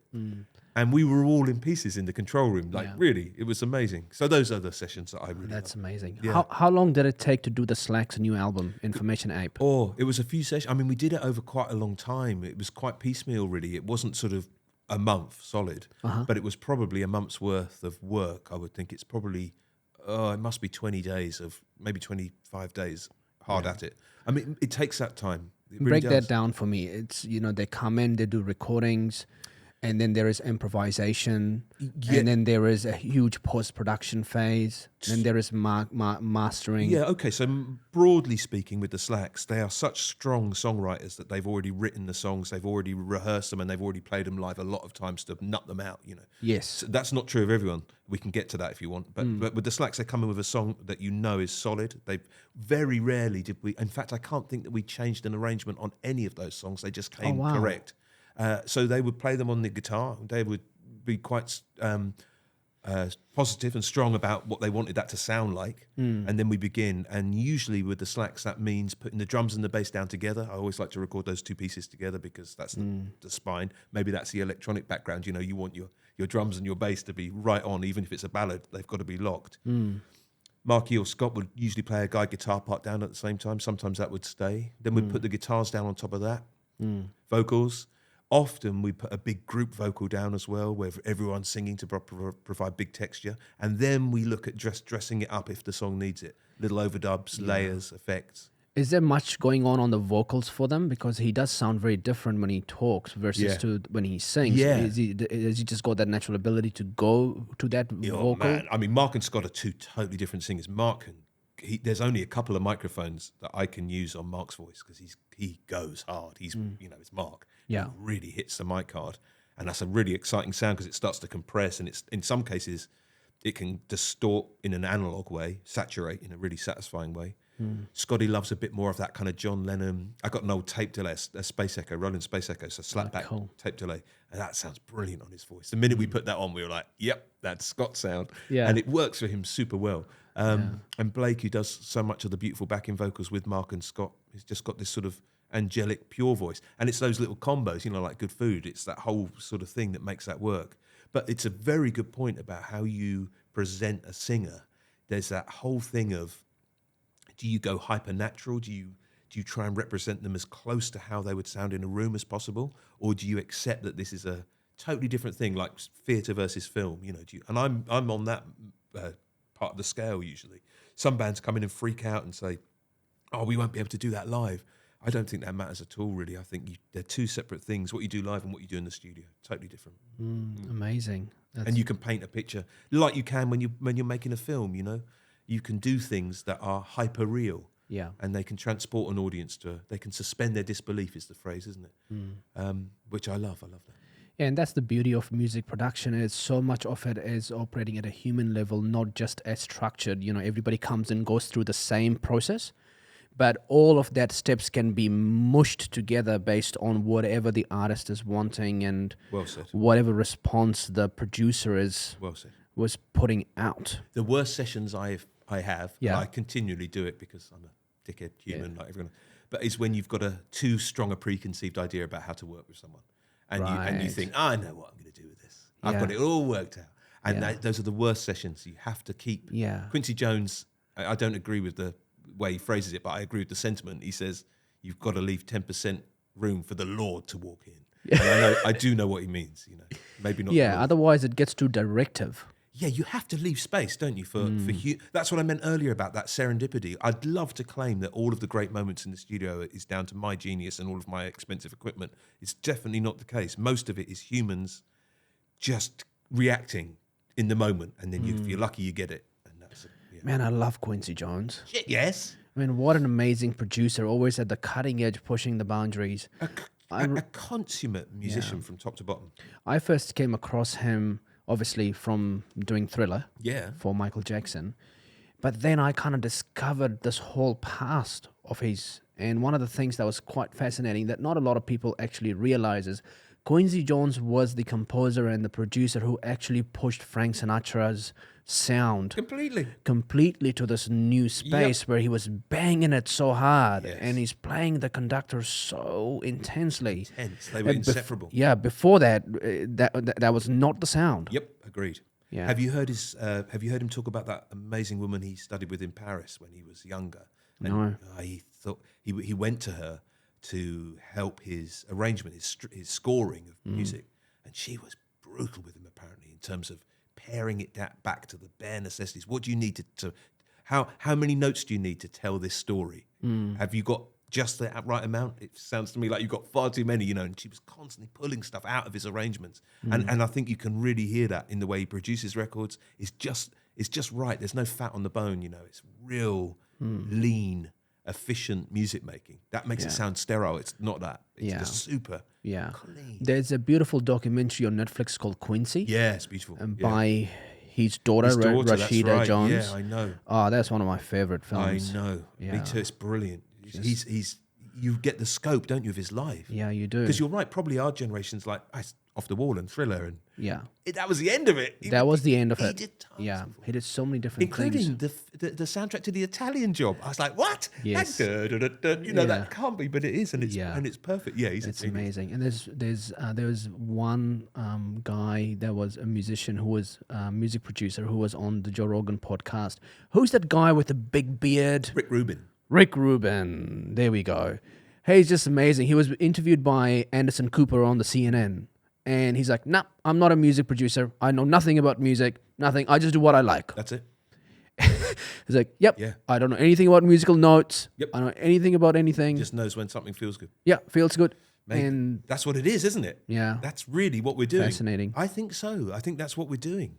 maybe some of those records we mentioned earlier that get a bit too polished and don't do as well as the raw records. It always is a surprise to artists, isn't it? It's like, what? I spent a year and a half on this. What do you mean it's no good? Yeah. But maybe that's it. It's about getting a feeling across, however best you do I it. love the image of Rick Rubin, and very similar to you as well. It's so much of these producers you see that are, winning Grammys, and they're in these urban environments. They're all sort of like, in this dressed up in the whole movement of culture, right? Yeah. The modern, Yeah. But Rick Rubin is just like the guy who looks like he lives somewhere in Wakura, There's this long beard and a t-shirt, and he doesn't care what he's saying, but he's hanging out with, Jay-Z in the studio, and he's making beats. Well, he was. How does that happen? First of all, mentioning me and Rick Rubin in the same sentence. Is No, very it's just kind. the same vibe, No, the same vibe. Yeah, not quite the same awards. But Which doesn't matter. No, of course not. He set up Def Jam, didn't he? He's arguably one of the main. Did he set up Def Jam? Yes, Rick Rubin was right at the start of commercial hip hop explosion. The man's a complete flipping genius. And that enigma thing that he's got going on. And that's what attracts. I suppose, again, it goes back to what we were saying. Like, you can't be the right producer for everyone. That's madness. He will drive some people nuts, wouldn't he? He would drive some people complete. And I bet he's worked on a load of records that are a complete train wreck. But if he's your man, he's your man. And you're just going to go, this is what we needed all this time. He's so funny. He was being interviewed by Anderson Cooper on the CNN, and Anderson asks him the question, and he looks at Anderson and goes, should we take a minute to meditate? Close your eyes, please. And they're both like live on TV. They're like, doing this for a minute. And I'm like, that must have been awkward. Oh, man. I was so good. I was lucky enough to study at Community Music in London. The guy that set that up back in the 80s, John Stevens, he's dead now, but he was a jazz drummer and a really interesting, unusual guy. He travelled all over the world looking at how music's made, and his desire was to try and boil down the essence of music, regardless of where you are in the world and what your background is and what you play, what your instrument is. And he boiled it down to harmony, rhythm, and improvisation, these sort of three cornerstones of music. And he wrote these incredible workshop pieces to explore each of those three subsets. And we all learned these workshop pieces so that we could use them with people that we were working with in the studio and also in that community setting. And it was so fascinating how true that was. Harmony, rhythm, improvisation, that those are in everything. And how much it was the improvisation part of that would freak people out. And we did those pieces with trained classical musicians, and they would destroy them. That idea of, like Rick Rubin, should we just pause for a moment and meditate? Yeah. and some of those pieces in Search and Reflect, there's a couple of pieces. There's a piece called Sustain, where you sit in a big circle and you close your eyes and you just sing the first note that comes into your head, and you're not allowed to change that note until you run out of breath, and then you take another deep breath and you sing a different note. Yeah. And initially it's all discordant and weird, and occasionally it comes together in this amazing harmony. Yeah. But people are so resistant to it. We've lost that. Maybe in the West, we've lost that joy of, like kids do. We've lost the joy of creating, which is what you feel in New Zealand in many ways. Like, I can imagine someone walking into your studio in Auckland, just the feel, the coastal feel, the energy, the rhythm. I hope so. And then that sort of gets a different element out of them. I hope so. Versus to running in Germany, somewhere in a studio. Maybe. Lost, your way in the subway. But some people need that charge, don't they? I remember being... Sure, yeah. There were times in London I lived off that charge to make my own music. I love that. I love that sort of hustle. And it expressed itself. Yeah. I love the idea of being in a plane. Right.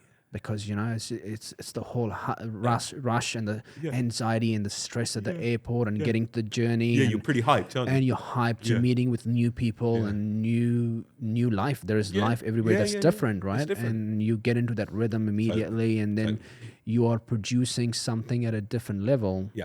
For many, that's sustainable. For many, that's what they rely on. For many, it's not. For many, it's a work-life balance. Totally. Living here and living there. Yeah, and you've got to be open, haven't you, to change. And I think that's what the move to New Zealand's been wicked for me, because I didn't think I'd ever leave London. I was convinced I would stay there forever. Why would you leave London? Why would you leave London? And it turns out that it's a very good idea to chuck everything up in the air occasionally. Yeah.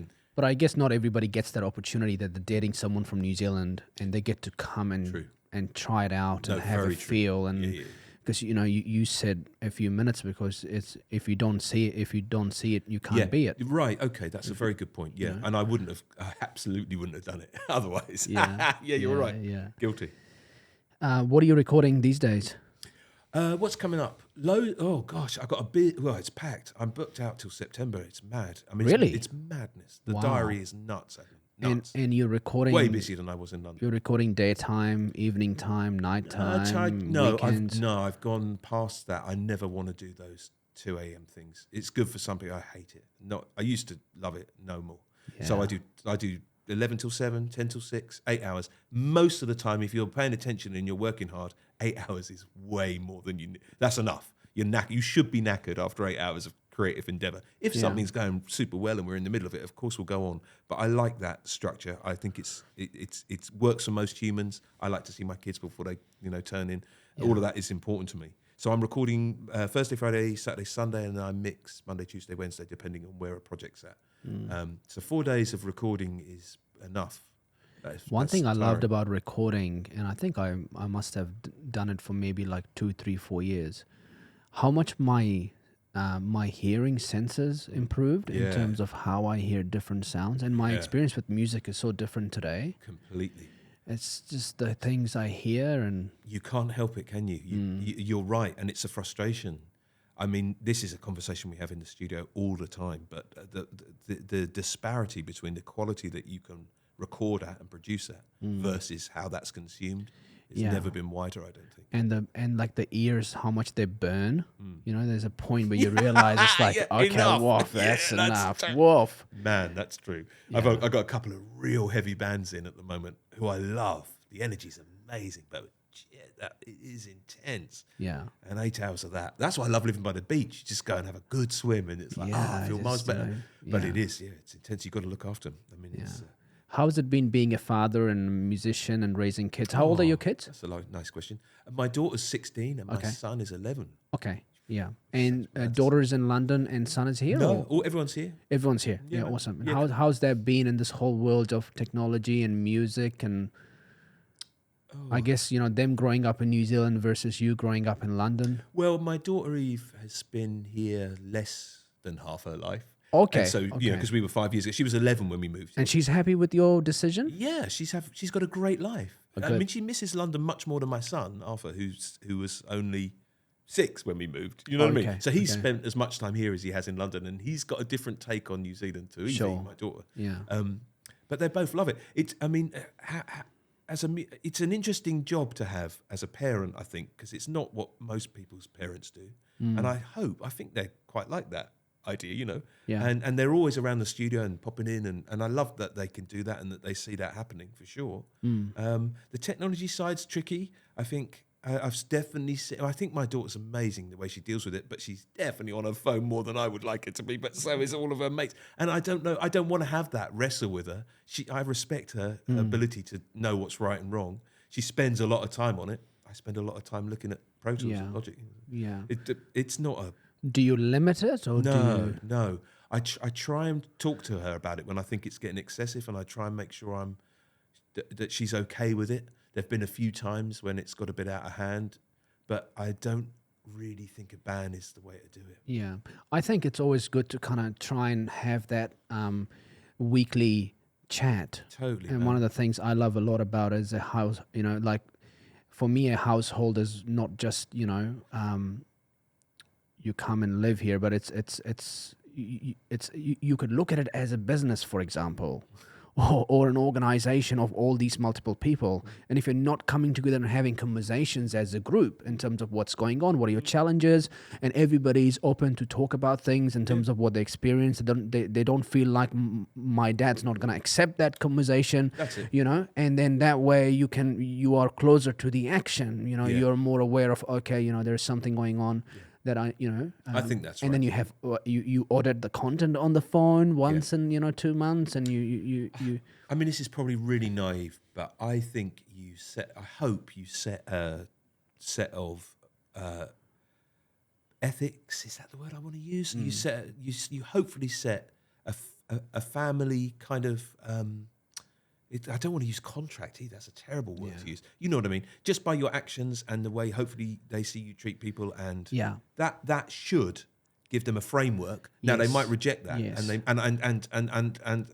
that's happened. And I know friends who have done that, and it's happened hard for their kids. But hopefully, that framework at some point in their life keeps them grounded to know that thing there is bad and that thing's really bad. You know? And also having a lot of room to accept that that's what kids do. They push boundaries, and the brain is not fully developed. They're trying all sorts of different things. Just like in a Formula One car, if you're driving that for the first time, you need to crash it to know where the limit is, right? Yeah, right. So Elon Musk talks about his the starship that he's building that's gonna take humans to Mars, and he was saying it's normal for it to explode 2-3 times before it takes off. Right. If it's taken off for the first time, there's something wrong with it. Interesting. Yeah. Because you actually haven't tested the whole boundaries and everything. So there has to be room for that, and then there's always fine lines as to how much room is that, and that's communicated. Yeah, and my son's just got, over the last couple of years, has got into scooting, those little scooters they have on skateboards.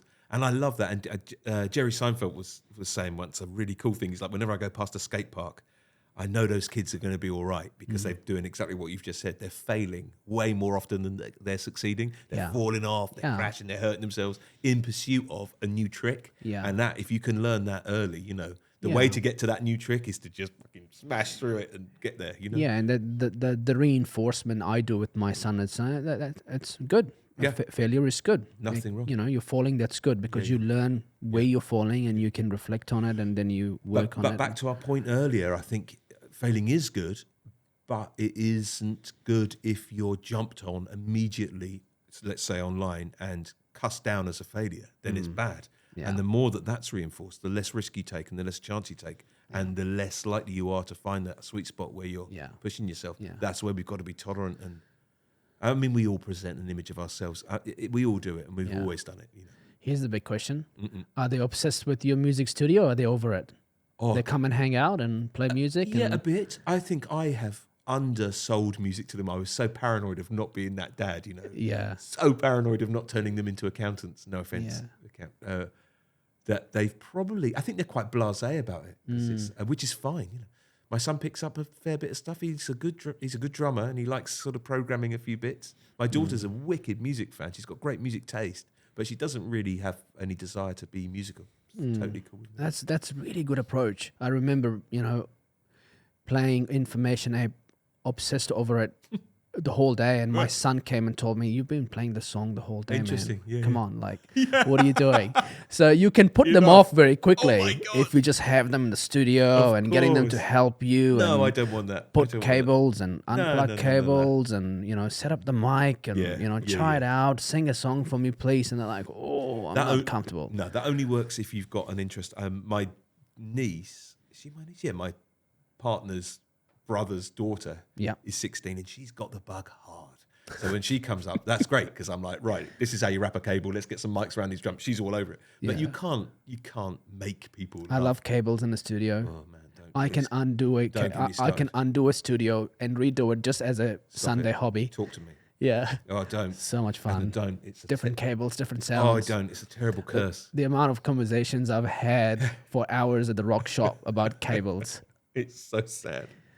Oh man, cables and microphones and compressors. No one cares, do they? I care. No one else cares. You have to care. Well, it's your palate, isn't it? I mean, we all have that in us about something. Yes, and we do it obsessively. And there is, I think of it as the ritual, actually.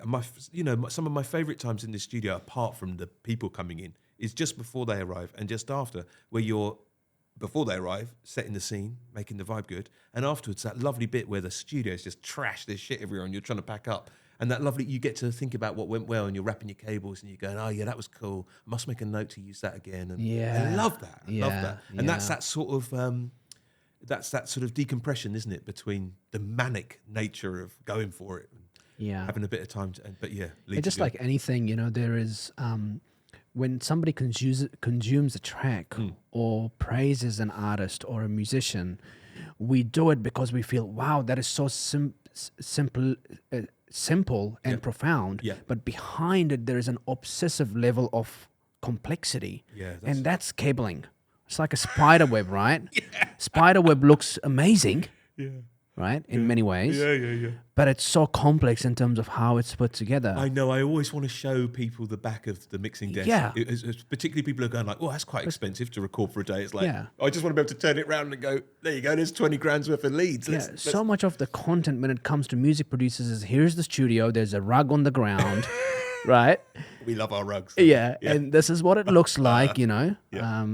Abbey Road Studios, you know, the classic ones, and but so much of what's actually behind the wall, and so much effort that's gone back and forth, feedback, input, output. That's right. But you shouldn't care as an artist. It's my job to make sure that you shouldn't give a toss about that. That's Of course, not down to them. Yeah, is it? not the artist. I drive a car. I have no idea how it works. I just drive it. That's how it should be. Of course, yeah. But as someone who makes a car, you're obsessed about how it works. You know? And there's probably someone at Audi going, "That bastard, he doesn't understand the work that I put into that seat." You know, just sitting on it. Which is sort of like the Range Rover culture, you know. If you drive a Range Rover, then you actually love the mechanics of a car more than someone who would drive a Mazda. I'm sure you're right. You know? I know you're right, yeah. You know, there is that culture. Yeah, and there is about gear. You mentioned it earlier. There is certain bits of equipment, iconic bits of equipment. And it's an interesting human experiment about whether they sound better or worse, but it's the interaction with them that is interesting, isn't it? It's the old vinyl versus digital debate. One is flawed sonically. Vinyl is flawed. If you look at it on a scientific basis, it's crap. Digital is seen as the perfect reproduction, but there's tastes within that. Yeah, is there, and that's sort of what Mark Armstrong was talking about. Is they're going to release Information Ape on vinyl? Yeah, the album's getting pressed. Yeah. So are you involved in that process? Are you going to get it pressed as a sample, listen to it, see how it comes out? We've already done that. The test pressings come back. And how much effort was there to kind of redo things because it didn't sound right? No, it's good. We've if you've got a good mastering engineer, which we're lucky in New Zealand to have a couple of really top quality mastering engineers. Then so you don't do mastering yourself? I do mastering, but if there's the budget, I always prefer the client. If I've worked on something obsessively like I did on that album, I love to pass that on for that very last piece of the pie. Mastering's become a weird thing these days. I think people are often confuse mastering with mixing. I've heard a lot of clients come in and go like, this track just needs a master. Don't start that debate. No, let's not go there. But a good mastering engineer, as well you know, is 0.5% at the end, but it's a crucial set of ears, and particularly if you're cutting for vinyl, because there are certain things you can't have too much width on the bottom end because the needle will pop out. There are all these considerations sonically that you have to make when you're cutting for. Yeah, so much of my introduction to electronic music and learning, I became good friends with Laidback Luke, Dutch DJ. Right, okay. And he had Laidback Luke Forum, right, where he was teaching young kids how to make music. Right. One of the ones that came from Laidback Luke Forum was Avicii. Right. Wow. And so he trained Avicii how to make music at a very young age. It was a platform where you got feedback. And so much my learning from that experience was you master as you mix. And electronic music, again, is being produced at such a fast rate. You're kind of mixing the two things in many ways. But I came to love the fact that I leave the mastering for the end. I focus so much on the music creativity. What you find, I think, is if you're doing that process the same way I work, is that's when you know you've got it at a good spot, is when you've mixed it, it feels good, and then you put your mastering, because I master for external clients, and I do master projects that don't have the budget to master as well. So then I put on my mastering chain at the end, and if it doesn't move it too much, if it doesn't change it significantly, you've done a wicked job. The mix is in a good spot. If you put your mastering chain on and stuff feels a bit out of balance, then you've got to nip back a bit and just take a step back and slightly rebalance the mix again. But a good mastering engineer should send you something back that feels like yours a wee bit better. You know what I mean? Yeah. It shouldn't feel different. It should just feel like it's been given a quick comb. Yeah.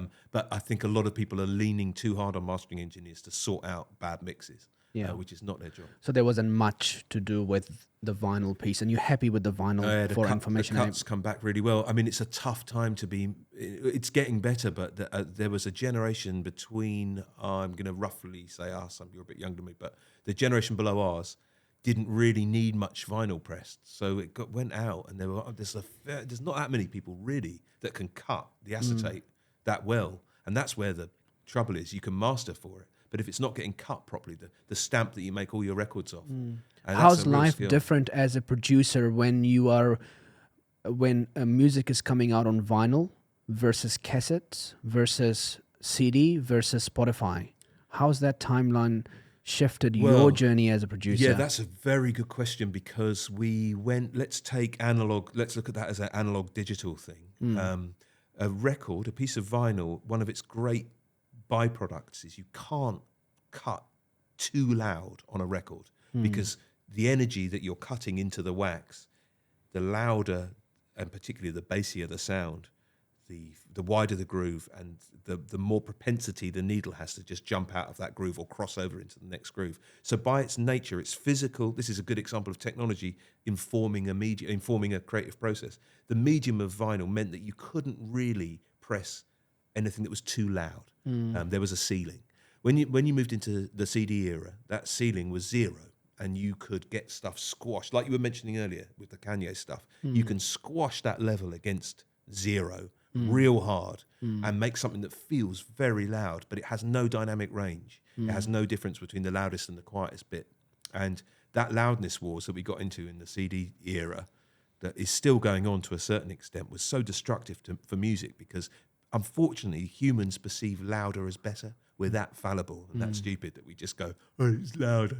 There's been amazing studies about stuff. The same track, half a decibel louder to an AB, to an audience, they'll always go for the one that's a wee bit louder. Yeah. So that's luckily on the wane. Spotify's a whole different thing. YouTube, Tidal, the streaming platforms have got a target level that they like you to hit as a producer, because the last thing they want on a playlist of a jazz track, a hip hop track, a rock track, they don't want that volume moving around. So they've got a kind of way of aggregating volume, and you've got to be really mindful of that. If you send them something that's too loud, they'll turn it down using their horrible algorithms, and your stuff will sound shit compared to the next track. Equally, if it's too quiet, the same. So you have to know about all that stuff. The medium that the music's being listened to is really important. Yeah, some terrible playlists, you always experience that, where every single song is quite off in terms of its volume. You see, they hate that, and I understand that. The user experience there is awful. We've had it in TV for years and years, where there's a standardized loudness unit so that your adverts are as loud as your films in your TV. Yeah. And that's why you can watch 12 hours of telly and it all feels roughly the same loudness. Oh, yes. But with music, the unscrupulous or the clever producer has always looked at to make more of an impact. And Motown were known for cutting really hot records. And the reason that Berry Gordy had a cutting plant in Motown was he would cut a record and see how loud he could get it before the needle popped out. Dillinger was the same on the drum and bass scene in London in the early days. All of his records were super loud. He just had a craft, a way of manipulating frequencies to get the maximum out of the medium, and the byproduct of that was it would feel like a smash in the face. It would be like, whoa, that's so exciting. So we've got suckered slightly into making loud, whereas actually that's not always the best way to serve a song. The best way to serve a song is sometimes songs need to be quiet. A whisper is as good as a shout, as they say. If everything's loud, nothing's loud. So you've got to be careful with that stuff, and you can get suckered into it. I get suckered into it. I have to be really careful. Good to take a break, come back. Am I getting suckered into the idea that that's louder than something else? And from a technical point of view, mixing a lot on. I've got these incredible full-range focal monitors in the studio, super expensive, amazing, great for getting a vibe on, hear every single detail. But no one else has got those that are listening to the tracks. So you're making sure it sounds good on the phone, you're making sure it sounds good on crappy little speakers, headphones. Yeah, headphones. You've got to do it, man. Yeah. I used to listen my track like 10, 20 different outputs. And What you find usually is if it sounds, you get used to what a good mix sounds like. And most of the time, if you're going, damn, this mix feels good, it translates really well. Yeah, it does. What's nice, I think, I always finish the day, send myself a copy of it, go upstairs, whatever I'm doing. A bit later on, after I've had some time off, I'll have a listen to it on my phone. And any nagging doubts I might have had subconsciously about the track are nearly always revealed then. It's like, oh, damn, that's a bit out of time, or that needs to tune, or whatever. And it's interesting how the phone will often bring that out more than the 20-gram monitors. You know? Yeah. It's just those little sort of, it has a way of kind of highlighting, exposing that mid-range. Yeah. So the recordings you're doing now, what's the range? Are they all tracks, singles, EPs, albums, or they're also students learning how to make music and groups? And what space are you more interested in? Where you headed? God, that's a good question. It's all of those things. Yeah. I think there's a movement, broadly speaking, towards making singles or a track at a time. Okay. I think certainly the younger part of my client base are doing that much more. Maybe EPs. Few people making albums. There's still a few, and they tend to be bands and artists that really want that body of work to be listened to as a whole. Slacks is a great case in point. Yeah. Most people, I think, are just doing that singles these days, and I kind of hate it because I love an album, but I also totally understand it. And it's great. It means you can really focus in on a track and get that absolutely nailed. Yeah. You know, it's probably a more affordable way for people to do it. Yeah. Was Information Ape the last album you did? No. Was it in the last album I did? Kind of. There's been a couple since, and there's a couple still on the go, actually. Yeah. But I've probably only done 10 albums here versus God knows how many hundreds of singles, you know. It's definitely not the most popular way of putting your music out anymore. Yeah. How was life as a musician yourself? How many years were you a musician before you became a producer? It's hard to answer that because the two things started to merge. But I was I had record contracts from the age of about 20 to about 35. I was a signed musician, but halfway through that process, apart from the last few records we made, we self-produced. You know, we didn't know that's what we were doing, but we were making our own records. That's what we were just making records. But of course, you're producing when you're doing that, and then starting to work with other people and vocalists come in, different instruments come in, and you try and learn how to record those. So the two things have never really been that disparate, apart from the first few years of just playing when I didn't have a clue. I remember going into studios the first few times, not having a clue, you know. The guy's like, can you give us a couple of hours while I get a good drum sound? I'm like, how can it take you 2 hours to get a good drum sound? What's the matter with it? Now I'm like, Jesus Christ, give me a couple of hours. So I do understand that. Yeah. But, yeah. So you were signed to a record label? Yeah. I've been signed to Sunday Best. I mean, technically, I'm still signed to them, but I haven't given them any music for 10 years. I think they've forgotten about us. Do you feel like getting back into making your own music? Do you know, when we moved here, I thought that's exactly what I'll do. I'll build a studio, and because I wasn't sure how busy the scene would be here, and I had some mixing work from London, and I thought, oh, this would be great. I'm going to make a couple of albums just for myself. I haven't had a bloody chance to do any of that. But I do play on people's records if they need me to, and I love that. Yeah, when I stopped producing music 10 years ago, I always said if I ever get back into it, I'll do an album. Yeah, man. You know, but I've never kind of got to that point where I'm like, hey, I wanna do it. Do you know what is? It's still there somewhere, of course, hibernating in my brain somewhere. It will come out. It will come out. I think what I have to admit to myself, having had the pleasure and the sort of privilege of recording other people, is that I'm not actually very good at writing songs. Like I love playing on other people's songs, but I hate my own lyrics. I'm not really down with the sound of my own voice, and I hear and work with people who are so good at that. You like just stay out of that sound. So were you on the drums or guitar? No, guitars and keys for that stuff. Yeah, and we would write the songs, but I never wanted to sing them, and I'm always. I mean, that's such a skill. You know? Did you guys play some good gigs? Oh shit, yeah, we've played some great gigs. Yeah. Any big festivals? Yes, a lot of festivals. Yeah. Some sort of, calamity, you know, as well. It's not all right. We've had some ridiculous experiences, but that's part of it. That's what Mark was saying to you, isn't it? You've got to drive 8 hours to do a half an hour set and then drive 8 hours home. And it's like the comedians say, right? The comedians, you got to bomb all the time. Mate. And that's how you become a good comedian. And Adnan, that's what I think, here we go, we're going full circle again, aren't we? We have to give our youth, our kids who are getting into music, that experience. I don't want any of them thinking they have to be the final polished article at 15. You've got to go and be awful, but think you're brilliant. That's the whole point, isn't it? You've got to go and... What do you think kids, musicians, young musicians are measuring themselves against? Really good question. Really good question. Is it like going viral on TikTok? Is it? This is where my old manness I have to keep a check on, because my concern is, and I just have to make sure I'm running it through my old man filter, because I look through my feeds and it's just full of ludicrously talented 12-year-olds, usually playing bass, putting that stupid face, Yeah. and just shredding, and that's really good. Well done. But no one's getting moved by that. That's just like, oh, very good face, very fast. And I hope people aren't. I hope they're not judging themselves against that. What I like is, as a litmus test, and what I liked in London working with the youth was this. I've told this story in the studio. Sorry, listeners, if this is a repeat. Yeah. But working with rappers in London, you'd be working during the day, beats, and then you'd have a break. And I'd go and get a cup of coffee, come back down, and they would always be on the acoustic piano, on the upright piano, just like hammering away, always. And I said to them one day, "What are you doing, you fellas? Why are you always on the piano? It's not on your tracks." And this kid, MC Knowledge, he just turned around, he went, "I don't know, man, it vibrates." And I was like, shit, that's a good point. So I hope that what kids are doing, and it's the same with the kids that are coming from Boys High. I'm like, what you listen to, fellas? And they're like, listen to Miles Davis and hip hop and Miles Davis? Yes, Coltrane and Frank Zappa. And I'm like, what? Why are you listening to that? And they say, most of the stuff around at the moment is just boring. And I think that's really interesting. So maybe it breaks down that way. Maybe the musicians will always find the craft.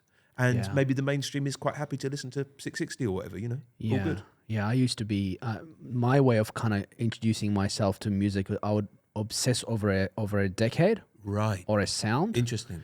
And, I've done with house music, I've done with rap music. Now I'm in the whole, I've been obsessed with Bob Dylan live tapes. Right. So these are live tapes that he's done in 65, 67, 70s. It's way before. Yeah. Yeah. And it's just... Why are you into those?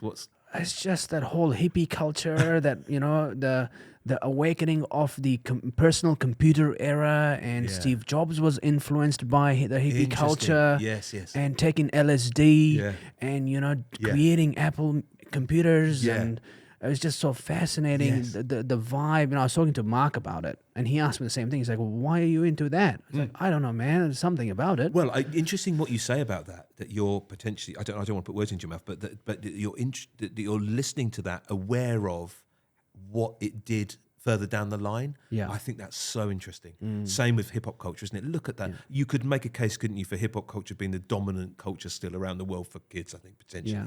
And the way that that's been marketed to, and the way that that's been commoditized. Yeah. And the fact that actually for a lot of hip hop artists, that's cool. That's a thing, to commoditize it and to make it is a whole part of it. Yeah. It's really interesting that you can look at something retrospectively, knowing the influence it had. Yeah. Yeah. And going back to the kids, what are they motivated by in the studio? Do they want to make albums, singles? Do they want to make music that goes viral on TikTok? I imagine there's a lot of producers around the world that are constantly just making music for YouTube channels, making for TikTok, not for artists, right? Well, it's such a different new world for producers. I mean, I've had a few situations where, and this is where I check out a little bit, I have to say, where there's been conversations around, oh man, we need to make that a lot shorter, and we need to get to the hook of the song within 20 seconds because the Spotify algorithm will only consider a play after 20 seconds, so we have to engage the audience in the and I think is that how it works? Yeah. First 20 seconds, if you stop a stream before 20 seconds, it doesn't qualify as a stream. So there's all of this algorithmic people write. I suppose that's always been the way the Motown writing team was trying to get to the chorus nice and punchy. 3 minutes. We still obsessed with 3 minutes for a song. That was because that's how much you could fit on a 7-inch, But it seems to be that that's our default setting for a piece of music. At that point, I get worried, and my old manness kicks in, and I get grumpy, and I want to say out loud, "Forget all that. That's nonsense. Listen to your heart." Equally, I'm aware that that's a terrible thing to say because, of course, some people are naturally thinking about that, and they should be. Yeah. If you've got it's all very well for me to have a purist attitude because I'm charging people a day rate. I absolutely understand that if you're an artist, some artists want to see a return on that, and I'm back them all the way, and I want them to do as well as they can. Yeah. My feeling is, and this again is not anything other than a feeling. My feeling and my interest is in music that in 60 years someone doing a podcast will talk about, a music that will Yeah. move people. And I don't think we move people by purely doing it along algorithmic lines. Man, I love an 8-minute track.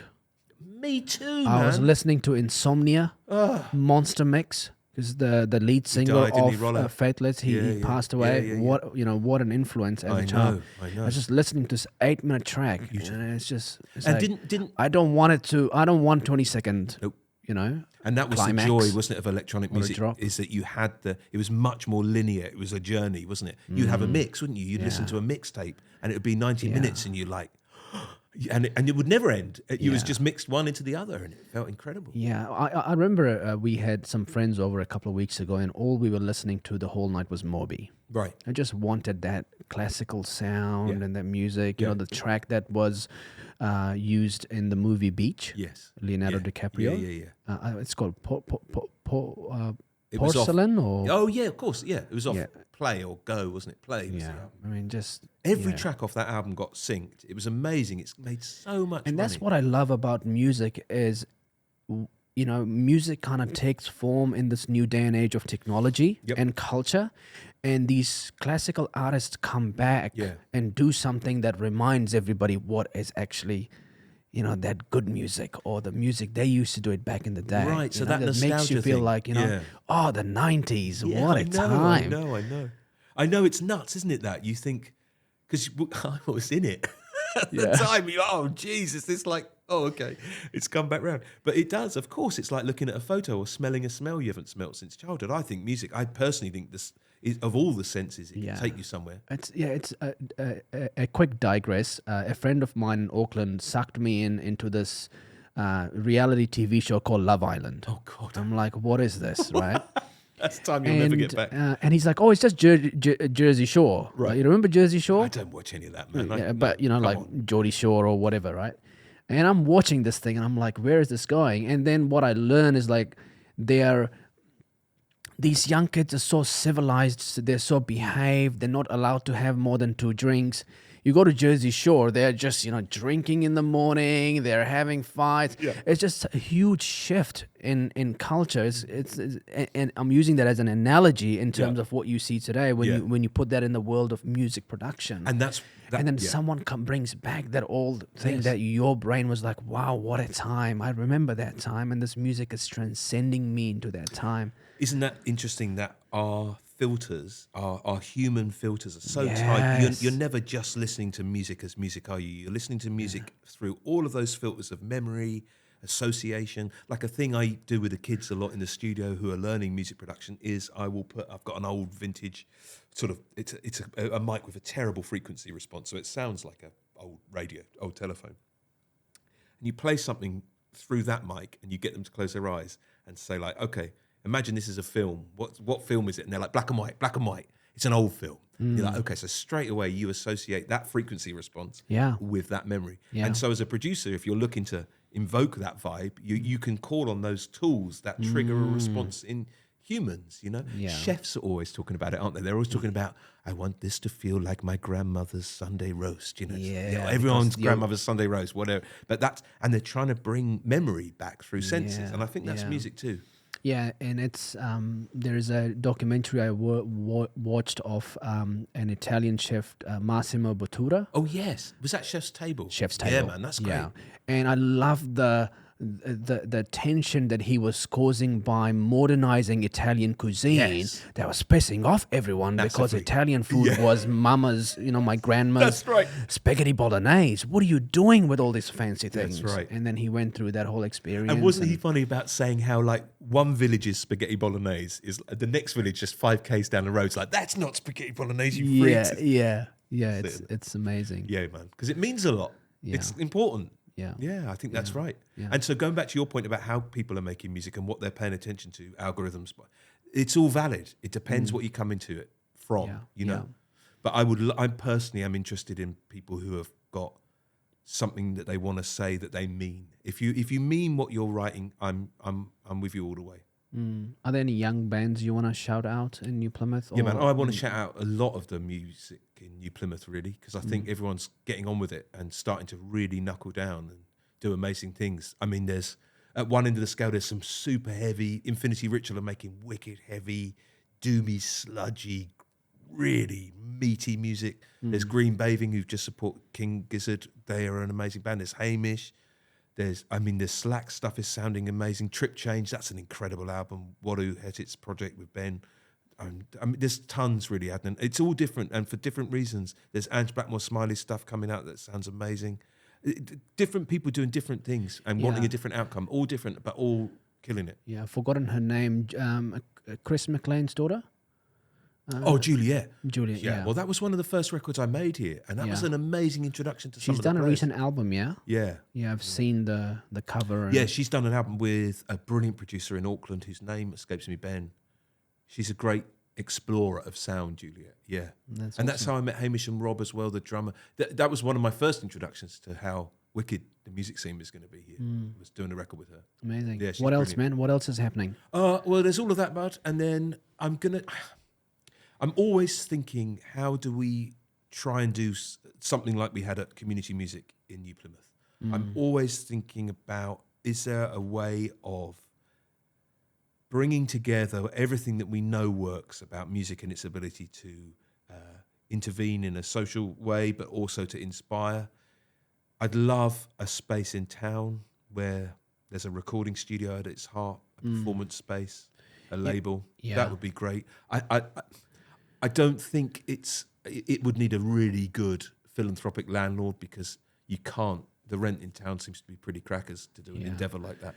It would be fun to have a space where, I have my podcast studio, there is a music studio next door. That's it. And then there's just like a culture of Exactly. different type of audio being recorded, Exactly. audio and video, This is too big for a town of New Plymouth size, but Jack White from the White Stripes has set something up in Detroit, his hometown, and it's a brilliant model. It's a wonderful cafe at the front that sells the records from the record label that's behind the cafe, and behind the record label is the recording studio, and then there's the pressing plant, and it's all glass. You can see through to every aspect of the process. You can't be what you can't see. It's brilliant. And you know that if you could do something like that here, it would absolutely go nuts. I think it's doable. You just got to find the right crew to do it. You I gotta- think, I love, there's a cafe called Bleached. Yeah. That's what they've done. They've sort of started doing Yep. Distribution of fashion brands, Yep. and then they've taken that to kind of create a space for themselves where they express their creativity. Exactly. And It's a nice place to be, isn't it? Yeah. So I think it's always doable. It's just finding the right crew and the right rhythm, have their own followings and culture they're building, whether it's a podcast or a music studio or a band that plays live, or young kids that are coming and learning how to do things, and it just becomes a movement itself. Exactly. It's self-supporting, and all of those good things that attach around that. Screen printing, posters. So you think the shit. problem is, how can it sustain itself to pay its bills? You can't, if you're serious about doing community work. I think there has to be a large aspect of that that's free to the user. I really feel that.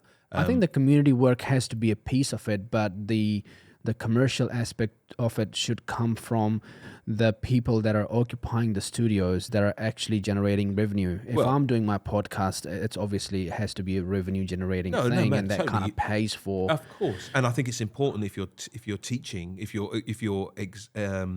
you're talking about the virtues of music production, and that you're showing people the application of that. It needs to be done in a real studio. That's absolutely right. It's the old apprenticeship model. It's still a super valid model. In fact, I think it's the best model to learn. Learning without application, knowledge without application is really quickly forgotten. I'm doing a couple of guest lecture slots down at Massey on their music production degree, and I'm looking forward to that, because that's going to be a way of trying to think about the things that work, but how do you get that across in a situation where they're not with you in the studio and they're not in the heat of battle? It's going to be fun, that. And I think that's key. I love that model. I love that model of being shown something and then being shown how it works in real. Have you looked at spots in town and thought this would be a good tons. spot? And I've got quite close to a few, but Which ones have you looked at? There was a guy called John. Do you know John Sheary? He's a really good, I think, a good landlord. He owns a couple of spots. So there was a couple of spots we were real close to, and I thought, that could be great. I really thought the Mayfair could be fantastic. The old TSB Bank, which has got Three Sisters in now, another great space. Yeah. Then none of them were affordable to do what I think would work. Yeah. So a plea. So you feel like that's your sort of next. Maybe, mate, I would happily do what I'm doing for the rest of my life. I'm the luckiest man alive. Sorry to interrupt. Your plea. Go Oh, my ahead. plea was to philanthropic landlords who have got a desire to see New Plymouth become an amazing creative music hub that isn't just WOMAD once a year, and who have that kind of space to give us a shout, because I think we could do something amazing. Yeah, I don't in think that. there is anyone that is doing any philanthropy that involves music. There is a lot going on in things like childhood, development. If you look at things like Toy Foundation, Yep. They're doing lots of different things. Yes, music somehow kind of plugs into that in some shape or form in an indirect way, but I don't think their focus is music. You see, I think that music is the thing to do it through. I've seen it work in London at community music for 10 years. It's so powerful. You Yeah. do everything through that. Yeah, You I can do mean, everything. I did my TED talk around the story that entrepreneurship is a way to uplift yourself from poverty. Bosh. And so music has saved so many lives. And I think as well, you can make a really strong case for it being absolutely not just a nice to have. It's art first, of course, and soul, art and soul first. But you can totally make a case for it being a career these days. There must be space that you can use because it's already sitting in, like TSB Shore Place, right? No, man, I want somewhere that I can set up and that feels right from the start. I don't want to be pulling stuff down and moving around. I want somewhere Yeah. that is absolutely a place where if you're going to go, you've got those things that we just talked about. You've got that scene that grows up around it where you're supporting each other, and those other things that support that come in as well. Yeah. Yeah, but that's it. Mate, I would personally think that it would be much more cooler if it was privately done by groups of people that are doing well in that space and they Agree. come together to create something. I agree. I don't think it should be a community-driven thing. Community can support and be part of it. No, it's for the community. It Not- is, it It's not is. community. I mean, But it's it shouldn't be community funded 100% for it No. to. Yeah, I think it should be artists that actually come bring their vibes, their culture, their experience, and they're doing their livelihood from that, and then eventually it multiplies. Because There's- I can see your business model and Yeah. what you're doing at your residence in Owakura, and how can that multiply? You're talking about how full your schedule is. Well, maybe we can have 2-3 more producers in the Sam Johnson studio, right? Yeah, I mean that's and true. you can do more recordings. Yeah. That's That absolutely sort of right. multiplies. Yeah, and I agree with you on that. And I give the council a hard time wherever I am because Who doesn't? Yeah, of course. But I mean, it's equally. I've got a it's not counsellor in the studio tomorrow. excellent. I'll come in. Yeah. I'll knock on the door. Yeah. No, I'm not. I'm fine with that. They do great work. It's a great place to live. I'm not. It's not their job, but I do think they can support it. Yeah. And I think there are some buildings that are doing nothing that would be much better off doing something. Absolutely, man. But mate, if I'm recording in my beautiful studio in 20 more years, I consider myself the luckiest man alive already. I really do. It's a rare treat to be able to get up in the morning and do what you want and do man. what you love. And I mean, I really mean that. It's a cliche, but a bad day in the studio beats a good day anywhere else. Yeah, man. Yeah. I really feel that. Thanks for doing this, man. I Pleasure. appreciate it. Oh, I'm thanks. sure we'll have you back and we'll talk more nice. about what's happening Thanks, and Adnan. maybe also have a chat with Yeah, man. the Slacks Yeah, come on out the to the album studio launch. and I will. let's break a maybe, few tracks down. Yeah, awesome. Yeah, That'd be really good. awesome. All right, bye everybody.